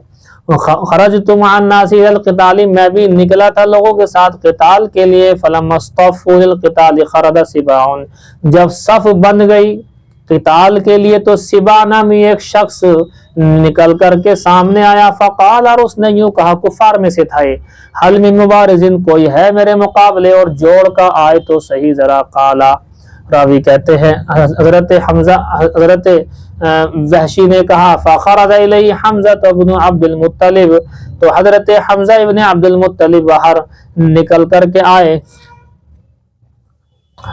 और फ़क़ाल या सिबा, और यूं कहा, ए सिबा, और फिर गाली सीधी, यबना उम्मी अनमारिन मुक़त्तिअतिल बुज़ूरी, इसका तर्जुमा नहीं हो सकता हमसे आपके सामने। अतुहादुल्लाह व रसूलहु सल्लल्लाहु अलैहि वसल्लम, और यूं भी कहा कि तू अल्लाह उसके रसूल से मुकाबला करना चाहता है तो जरा सुन इधर। काला सुम्मा शद्दा अलैहि, रावी कहते हैं, फिर हजरत हमजा उस पर सख्ती के साथ में हमला करने लगे। फकाना का अमसे जाहिब, बस वो ऐसे हो गया जैसे गुजरी हुई शाम, गुजरी हुई शाम कभी नहीं आएगी, खत्म हो गई, तो गुजरी हुई शाम खत्म, ये भी खत्म, मार दिया। काला, वैशी कहते हैं, वकमनतु लिहमज़ता, और मैं छुपा बैठा था हमजा के लिए, ताता सखरतिन, एक चट्टान के पीछे। फलम्मा दना मिन्नी रमैतुहु बिहरबती, बस जब वो मेरे करीब आ गए तो मैंने छोटा वाला नेज़ा उनको फेंक करके मार दिया। फ़अज़अहा फी सुन्नतिही हत्ता खरजत मिन बैनि वरिकैहि, तो मैंने मारा तो इस तरह से मारा कि वो उनके नाफ के नीचे लगा, यहाँ तक कि उनके कूल्हों के दरमियान से बाहर हो गया। پیٹ کے آر پار ہو گیا. قال فکان ذاک العہد بہ، اور کہتے ہیں کہ بس یہی ہے وہ معاملہ جو ہوا تھا. فلما رجع الناس رجعت معهم، جب لوگ لوٹے تو میں بھی لوگوں کے ساتھ میں لوٹ آیا. فاقمت بمکہ، مکہ میں رہا. حتی فشا فیہا الاسلام، یہاں تک کہ اسلام مکہ میں بھی پھیل گیا. ثم خرجت الی الطائف، پھر میں طائف بھاگ گیا. فارسلوا الی رسول اللہ صلی اللہ علیہ وسلم رسلا، اللہ کے حبیب صلی اللہ علیہ وسلم نے اپنے قاصدوں کو وہاں بھیجا. فقیل لہ، اور وہاں مجھ سے کہا گیا، انہ لا یحیج الرسل، بے شک وہ قاصدوں پر سخت نہیں ہے، اللہ کے حبیب سخت نہیں ہے. قال فخرجت معهم، تو میں بھی ان کے ساتھ نکل کر کے آ گیا. حتی قدمت علی رسول اللہ صلی اللہ علیہ وسلم، یہاں تک کہ میں حضور کے پاس میں آ گیا. فلما رآنی، جب حضور نے مجھے دیکھا، قال انت وحشی، کیا تو ہی وحشی ہے؟ قلت نعم، میں نے کہا ہاں جی میں ہی ہوں. قال انت قتلت حمزہ، کیا تو نے ہی قتل کیا تھا حمزہ کو؟ قلت، میں نے کہا قد کان من الامر ما قد بلغک، ہاں جی معاملہ تو یہی ہے جیسا آپ کو پہنچا ہے. قال فهل تستطيع ان تغيب وجهك عني، کہنے لگے پیارے آقا کہ ایسا کر لینا کہ اگر ہو سکے تو اپنے چہرے کو مجھ سے چھپا کر کے رکھنا. قال، کہتے ہیں پھر فخرجت، پس میں نکل آیا. فلما قبض، یعنی وہاں سے میں پھر طائف ہو گیا، طائف کو گیا. فلما قبض رسول اللہ صلی اللہ علیہ وسلم، جب حضور کی وفات ہو گئی، وصال ہو گیا. فخرج مسیلمۃ بن الکذاب، جب جو ہے مسیلمہ کذاب کا خروج ہوا، اس نے اپنے آپ کو نبی کہا. قلت، تو میں نے کہا لا خرجن الی مسیلمۃ، میں مسیلمہ کے پاس ضرور جاؤں گا. لعلی اقتلہ، شاید کہ میں ہی اسے قتل کروں گا. فاکافئ بہ حمزہ، تاکہ حمزہ کے قتل کرنے کا کچھ بدلہ، کچھ عوض بن جائے. قال، وحشی کہتے ہیں فخرجت مع الناس، میں لوگوں کے ساتھ گیا. فکان من امرہ ما کان، پس معاملہ اسی طریقے سے تھا، یعنی جنگ چل رہی تھی. فاذا رجل قائم، تو میں نے دیکھا کہ ایک شخص ہے، فی سلمتی جدار، جو دیوار کے اوٹ میں کھڑا ہوا ہے. کانہ جمل، گویا کہ وہ اونٹ ہے. اورق سائر الراس، گویا کہ وہ خاکستری اونٹ ہے، خاکستری اونٹ ہے اور پراگندہ بال والا ہے. سائر الراسی. قال، کہتے ہیں فرمیت بحربۃ، میں نے اسی اسٹائل میں اپنا چھوٹا والا نیزہ پھینک کر کے اسے مارا، جیسے حضرت حمزہ کو مارا تھا ایسے اس کو مارا. فوضعتها بین صدیہ، تو وہ نیزہ اسے جا کر کے اس کے سینے سے پار ہو گیا. حتی خرجت من بین کتفیہ، یہاں تک کہ اس کے دونوں کندھوں کے آر پار ہو گیا. قال ووثب الیہ رجل من الانصار، میرے نیزہ مارنے کے بعد میں انصار میں سے ایک شخص اس مسیلمہ کذاب کے اوپر ٹوٹ کر کے پڑا. فضربہ بالسیف حتی علی ہامتہ، اور اپنی تلوار سے اس کی کھوپڑی پر مارا، تلوار ماری. یہ ماری ہے اب آ کر کے، لیکن اصل تو حضرت وحشی نے جو نیزہ مارا تھا سینے میں آر پار ہو گیا تھا، اصل تو اسی سے انتقال ہوا ہے اس کا، اس جہنم واصل ہوا ہے یہ بدبخت اسی سے. قال عبداللہ بن الفضل، کہتے ہیں کہ عبداللہ بن فضل نے کہا فاخبرنی، مجھے خبر دی سلیمان بن یسار، سلیمان بن یسار نے، انہ سمع عبداللہ بن عمر یقول، کہ بے شک انہوں نے سنا عبداللہ بن عمر کو یوں کہتے ہوئے. فقالت، کہ ایک جاریتن، ایک باندھی تھی، ایک لڑکی تھی، علی ظہر بیتن، جو گھر کے اوپر کھڑی ہوئی تھی، اور وہ یوں کہہ رہی تھی واہ امیر المؤمنین، ہائے امیر المؤمنین کو، قتلہ العبد الاسود، کالے غلام نے مار ڈالا ہے، ہائے امیر المؤمنین کو، یعنی اس کو ہی، یعنی اس پر ایمان لائی ہوگی یہ، ہائے امیر المؤمنین کو کالے غلام نے مار ڈالا ہے. اس سے پتہ لگتا کالے غلام تو یہی تھے وحشی بن حرب، تو انہوں نے ہی کیا ہے، اصل میں قتل میں دخل انہی کا ہے. اور باقی جو انصاری صحابی نے بعد میں آ کر کے گردن وغیرہ کاٹی ہے، گردن پر وار کیا ہے، وہ بعد میں کیا ہے. تو یہ حضرت وحشی بن حرب ہی کے حصے میں گیا، اور ثواب انہیں ملے گا، ایسی بات ہے، ثواب تو انہوں کو مل جائے گا، لیکن اصل جو دخل ہے وہ انہی کا ہے. بس کریں جی، 10 منٹ دیکھو، 10 منٹ کے بعد پڑھائیں گے. حدیث نمبر 123 ابن ماجہ شریف. وبه قال حدثنا علي بن محمد قال حدثنا ابو معاوية قال حدثنا هشام بن عروة عن أبيه عن عبد الله بن الزبير عن الزبير قال لقد جمع لي رسول الله صلى الله عليه وسلم أبويه يوم أحد.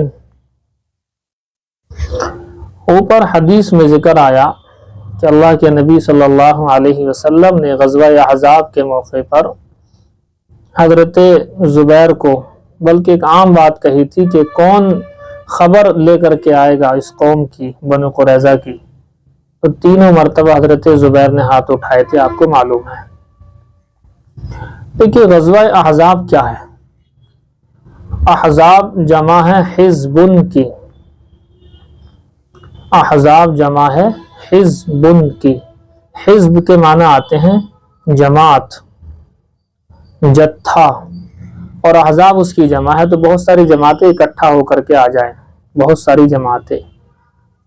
یہ ہوا تھا کہ کفار و مشرکین نے یہودیوں سے مل کر کے، یہود، بنو قریظہ، بنو نذیر، یہ سارے کے سارے مل گئے تھے، جنہیں آپ صلی اللہ علیہ وسلم نے جلا وطن بھی کیا تھا یہودیوں کو، اور یہ سب لوگ خیبر میں پہنچ کر کے اپنی جمعیت کو انہوں نے بڑھا لیا تھا.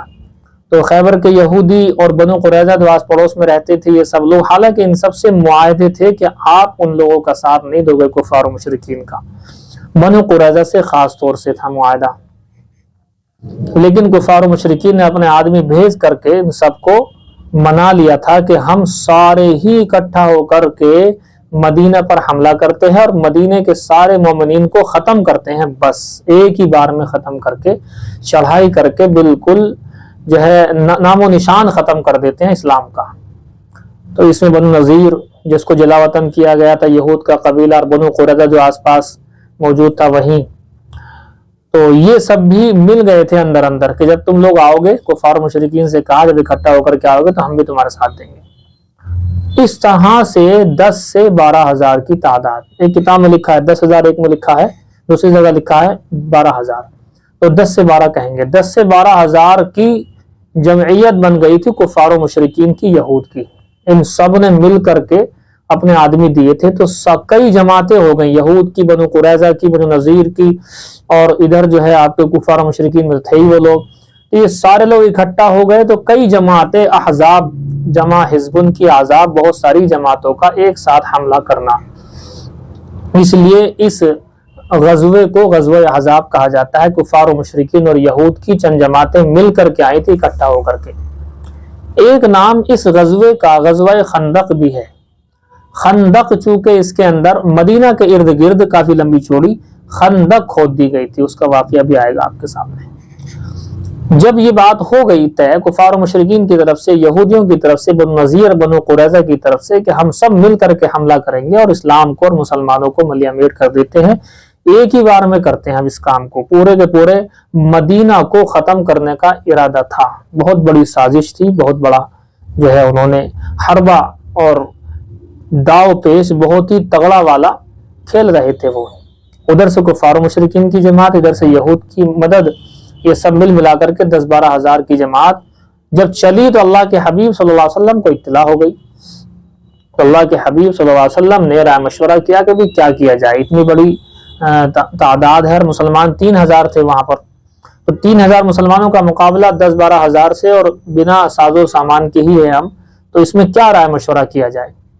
حضرت سلمان فارسی کا آپ نے نام سنا ہوگا، ان کا واقعہ پہلے میں نے بیان بھی کیا ہے آپ سے بہت لمبا چوڑا، کہ ایک قول کے مطابق ان کی عمر 250 سال ہوئی ہے، دوسرے قول کے مطابق ان کی عمر 350 سال ہوئی ہے. سلمان فارسی رضی اللہ تعالیٰ عنہ، تو انہوں نے، فارس کے تھے، ایران کے، یہ مشورہ دیا کہ جی ہمارے ہاں اگر کبھی ایسا ہوتا ہے تو ہم لوگ یہ کرتے تھے کہ اپنے شہر کے چاروں طرف خندق کھود دیا کرتے تھے، گڈھا کھود دیا کرتے تھے.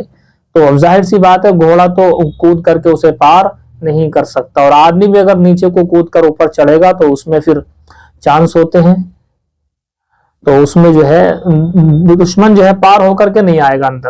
اور یہ سلسلہ آج تک ہے. آپ کبھی لال قلعہ اول نہیں جانا ہے آپ کو، لیکن اگر کبھی گئے ہوں اپنے محرم کے ساتھ، یا آئندہ کبھی محرم کے ساتھ جانا ہو، تو آپ لال قلعے میں دیکھیں کہ لال قلعے کی دیوار جو ہے، لال قلعے کی باہر کی دیوار کے برابر میں ایک نہر بھی ہے، وہ نہر یہی ہے، کیونکہ بالکل دیوار سے اگر مل کر کے آدمی چلے گا تو چڑھ بھی سکتا ہے اوپر، تو دیوار کے برابر میں نہر ہوتی تھی. اب آدمی پہلے نہر میں جائے گا اور نہر پار کر کے پھر دیوار پر چڑھے گا تو اس میں تھوڑا سا مشکل ہو جائے گا، تو خندق ہی ہے، وہ ابھی بھی ہے. تو حضرت سلمان فارسی کی دو یادگار ہیں، ایک تو یہ خندق کھدوائی تھی، ایک خندق ہے، ایک پائجامہ جو ہم لوگ پہنتے ہیں مرد حضرات، ورنہ صحابہ کا اور حضور کا عام معمول تو لنگی کا تھا، لنگی کا ہی رواج تھا، لنگی ہی پہنتے تھے. پاجامہ حضور نے پسند فرمایا ہے، اور ایک روایت میں یہ کہ آپ نے اس کو خریدا بھی ہے، لیکن پہننے کی روایت مضبوط والی نہیں ملتی ہے. لنگی ہی پہنی ہے آپ نے ہمیشہ اور صحابہ نے. لیکن سلمان فارسی پائجامہ پہنتے تھے تو آپ صلی اللہ علیہ وسلم نے فرمایا تھا کہ یہ بہت ساتر ہے. ساتر کا مطلب ستر چھپانے والا. تو پائجامے کی آپ نے تعریف کی ہے. اب امت میں اکثر پائجامے کا ہے رواج. دو ہیں ان کی یادگاریں. بہرحال رائے مشورے سے خندق کھودنی شروع کی، کیونکہ وقت تھا، اتنے وہ لوگ آئیں گے وہاں سے تو ایک دم تو نہیں آئیں گے. خندق کھودنی شروع کی حضرت سلمان فارسی کے مشورے سے. بہت محنت اور مشقت، ایریے بانٹ لیے گئے، یہاں سے یہاں تک آپ کھودو، یہاں سے یہاں تک آپ کھودو، حتیٰ کہ آپ صلی اللہ علیہ وسلم نے بھی ساتھ میں لگ کر کے خندق کو کھودا ہے. صحابہ کی چاہت نہیں تھی، مگر آپ صلی اللہ علیہ وسلم اس طرح کے کام صحابہ کرام کی دلجوئی کے لیے کیا کرتے تھے. بہرحال ایک چٹان بھی آئی، اس کا واقعہ کہیں آئے گا وہاں بتائیں گے. وہ چٹان صحابہ کرام سے گڈھا کھودتے ہوئے نہیں ٹوٹ رہی تھی. حضور کو بلایا گیا، حضور نے 3 ضربے لگائیں اور اس کے ٹکڑے ٹکڑے کر دیے، اور 3 ہی باتیں کہیں کہ روم بھی ہو گیا فتح، فارس بھی ہو گیا فتح. اس طرح کی باتیں آپ نے کہی. تو اس وقت جو منافقین یہ کہہ رہے تھے بتائیے اپنا گھر بچانے کی جگہ تو ہے نہیں، انہیں جو ہے اپنے گھر میں دشمن کا حملے کا خوف ہے اور خندقیں کھودنے، اور بات کر رہے ہیں کہ قیصر و کسریٰ کی طاقتیں سب فتح ہو جائیں گی. بات کر رہے ہیں کہاں کی. تو اس طرح سے لوگوں نے کہا. بعد میں سب کچھ ہوا. پیارے آقا کی زبان سے نکلی ہوئی بات تھی، کوئی معمولی بات تھوڑی تھی. بہرحال خندق کھد گئی. ادھر سے کفار و مشرکین، یہودی اور بنو نذیر وغیرہ، اور یہ بنو قریظہ، ان سے امید نہیں تھے. بنو قریظہ سے امید یہ تھی کہ بنو قریظہ نے معاہدہ کر لیا ہے حضور سے، اب یہ توڑیں گے نہیں. حضور کو امید نہیں تھی، لیکن خبر یہ لگی پیارے آقا صلی اللہ علیہ وسلم کو کہ بھی انہوں نے بھی معاہدہ توڑ کر کے کفار و مشرکین اور اپنے پہلے لوگ بنو نذیر وغیرہ کے ساتھ ہو گئے. یہ بھی اب یہ سب آ گئے. 10-12 ہزار کی جمعیت مدینہ کے چاروں طرف پڑی ہوئی ہے. 1 مہینے تک پڑے رہے، گھیراؤ کرے رہے، کیونکہ وہ خندق دیکھ کر کے چونک گئے. کبھی ایسا ہوتا نہیں تھا عرب کے اندر. تو انہیں بڑا تعجب ہوا کہ بھی یہ کیا کر لیا ان لوگوں نے، اب یہاں سے کیسے اندر ہم انٹری کریں. اور حالانکہ ارادہ یہ تھا کہ 10-12 ہزار مدینہ میں انٹری کریں گے اور مارا کاٹھی کر کے بس واپس آ جائیں گے، اور وہ کامیاب بھی ہو سکتے تھے اگر ایسا نہ ہوتا. تو اللہ نے جو ہے حضرت سلمان فارسی کے مشورے سے یہ کام کروایا. اب کسی کی ہمت، 2-4 ایسے کیس ہیں کہ جو لوگوں نے گھوڑا وہاں سے آگے بڑھانے کی کوشش کی ہے، کلیزے کودانے کی کوشش کی ہے، تو وہ اس کے اندر گر گئے، یا بعض نے جو ہے ویسے ہی باہر آنے کی کوشش کی ہے. بہرحال ان سے کچھ نہیں ہوا. 2-4 سے کیا ہو رہا ہے، تھوڑا بہت واقعی ہے اس طرح کے. اس میں جہاں اس کا پورا بیان آئے گا وہاں آپ دیکھیں گے انشاءاللہ. تو تیر اندازی ہوئی یا پتھر بازی ہوئی، وہ تھوڑی بہت یہ ہوئی، لیکن وہ اندر انٹری نہیں کر پائے. تو مدینہ کے چاروں طرف وہ پورے قبیلے ان کے 10-12 ہزار لوگ پڑے ہوئے تھے، کھانے بنا رہے تھے، کھا رہے تھے، ہنڈیے جو ہے چڑھا رہے تھے، کھا رہے تھے، پی رہے تھے. اس انتظار میں تھے کب جو ہے کیسے اس کو ہم پار کریں. اب اللہ کی طرف سے مدد آئی. اللہ نے وہاں فرشتوں کو بھیجا، ہوا آندھی کو بھیجا، نمبر 3 ٹھنڈ کو بھیجا. ایسی سردی ہو گئی وہاں پر، ٹھنڈ ہو گئی بالکل کڑاکے والی، اور پلس یہ کہ ہوا ایسی طوفانی کہ ان کے ہنڈیا، رمچے، چمچے، ڈوئی سب اڑ گئے جہاں تہاں کو، ان کے خیمے وغیرہ سب اڑ گئے. تو ایسی آندھی والی رات، طوفانی رات اس طرح کی آئی. اللہ کی مدد تھی وہ. اس وقت میں حضرت آپ صلی اللہ علیہ وسلم نے فرمایا تھا کہ بھی کون بنو قریظہ کی خبر لائے گا، کہ ان کے بارے میں خبر لگ رہی ہے کہ وہ ہم سے معاہدہ توڑ چکے ہیں، یہ خبر لگی ہے. تو ایسے وقت میں اس آندھی والے طوفان والے معاملے میں کون جائے گا جو ان کی خبر لائے. بات یہ تھی اصل میں. اتنی سخت طوفانی جو ہے طوفان میں اور اتنی تیز ٹھنڈ کے اندر جانا بہت ناممکن تھا. لیکن اللہ کے حبیب صلی اللہ علیہ وسلم کے کہنے پر تینوں مرتبہ حضرت زبیر نے ہاتھ اٹھایا تو اللہ کے حبیب نے وہاں یہ بات کہی تھی کہ میرے ماں باپ تم پر فدا ہو جائیں، اور یہ جملہ حضور کی زبان سے کسی کے لیے نکلنا بہت بڑا شرف ہے۔ آپ نے پڑھا ہے حضرت سعد بن ابی وقاص کے بارے میں حضور نے فرمایا تھا، اس وقت تک انہی کے بارے میں فرمایا تھا، لیکن حضرت زبیر کے بارے میں 2 بار فرمایا، غزوہ احد کے اندر بھی اور غزوہ احزاب کے اندر، یہاں پر بھی آپ نے جو ہے یہ جملہ اپنے ماں باپ کو فدائیت میں جمع کیا ہے حضرت زبیر کے لیے۔ تو یہ بات یہاں پر پیش آئی۔ حضرت زبیر بہرحال گئے اور معلوم ہوا کہ ہاں واقعی بنو قریظہ نے یہ معاہدہ ہمارا توڑ دیا ہے۔ اب اللہ کی طرف سے مدد آ گئی تھی، فرشتے بھی جو ہے پہنچ گئے تھے، اور ایک صحابی سے فرشتوں نے کہہ بھی دیا تھا کہ جاؤ حضور سے کہہ دینا کہ آپ نو ٹینشن رہیں، اللہ نے ان سب کا انتظام کر دیا ہے۔ اب وہ واپس آ گئے، ان کی ہنڈیا چمچے ڈوئی سب اڑ گئے، سب وہاں سے بھاگنا شروع ہو گئے۔ یہ 10-12 ہزار لوگ سارے کے سارے مدینے پر چڑھائی کے لیے آئے تھے، لیکن چڑھائی بڑھائی کچھ نہیں ہوئی۔ 1 مہینے تک وہاں پر پڑاؤ ڈالنے کے بعد میں یہ یہاں سے جو ہے منہ کی کھا کر واپس ہو گئے۔ اب جو ہے یہود کا بنو قریظہ قبیلہ جس نے عہد کو توڑ دیا تھا، معاہدے کو ختم کر دیا تھا، اب وہ دیکھ رہا ہے کہ اب ہم نے عہد بھی توڑ دیا اور جو ہے کچھ ہوا بھی نہیں۔ تو جو قریش تھے، جو کفار مکہ تھے، وہ ہو گئے واپس اپنے گھر۔ اب چونکہ یہ تو یہیں پر رہتے تھے مدینہ میں، تو بنو قریظہ کے قبیلے کو آپ صلی اللہ علیہ وسلم نے صحابہ بھیجے ہیں، ان کی پکڑ دکڑ ہوئی ہے اور ان کے نوجوانوں کو قتل کیا گیا حضرت معاذ کے حکم پر۔ وہ آئے گا انشاءاللہ پورا کیا حال بنو قریظہ کے ساتھ ہوا ہے۔ یہ تھا جی واقعہ جو کہا کہ کون لائے گا خبر، تو ابھی ایسا لگ رہا تھا کہ خبر تو کوئی بھی لے آئے گا، کوئی بھی نہیں لا سکتا، کیونکہ ٹھنڈ سردی طوفانی رات اس وقت میں حضور نے کہا تھا، اور حضور نے پھر دعا بھی دی تھی کہ اللہ زبیر سے ٹھنڈ کو ختم فرما۔ تو ایسی طوفانی رات میں نہ طوفان کا ان پر اثر ہوا، نہ ٹھنڈ کا ان کے اوپر کوئی اثر ہوا تھا۔ یہ ہوا تھا جی۔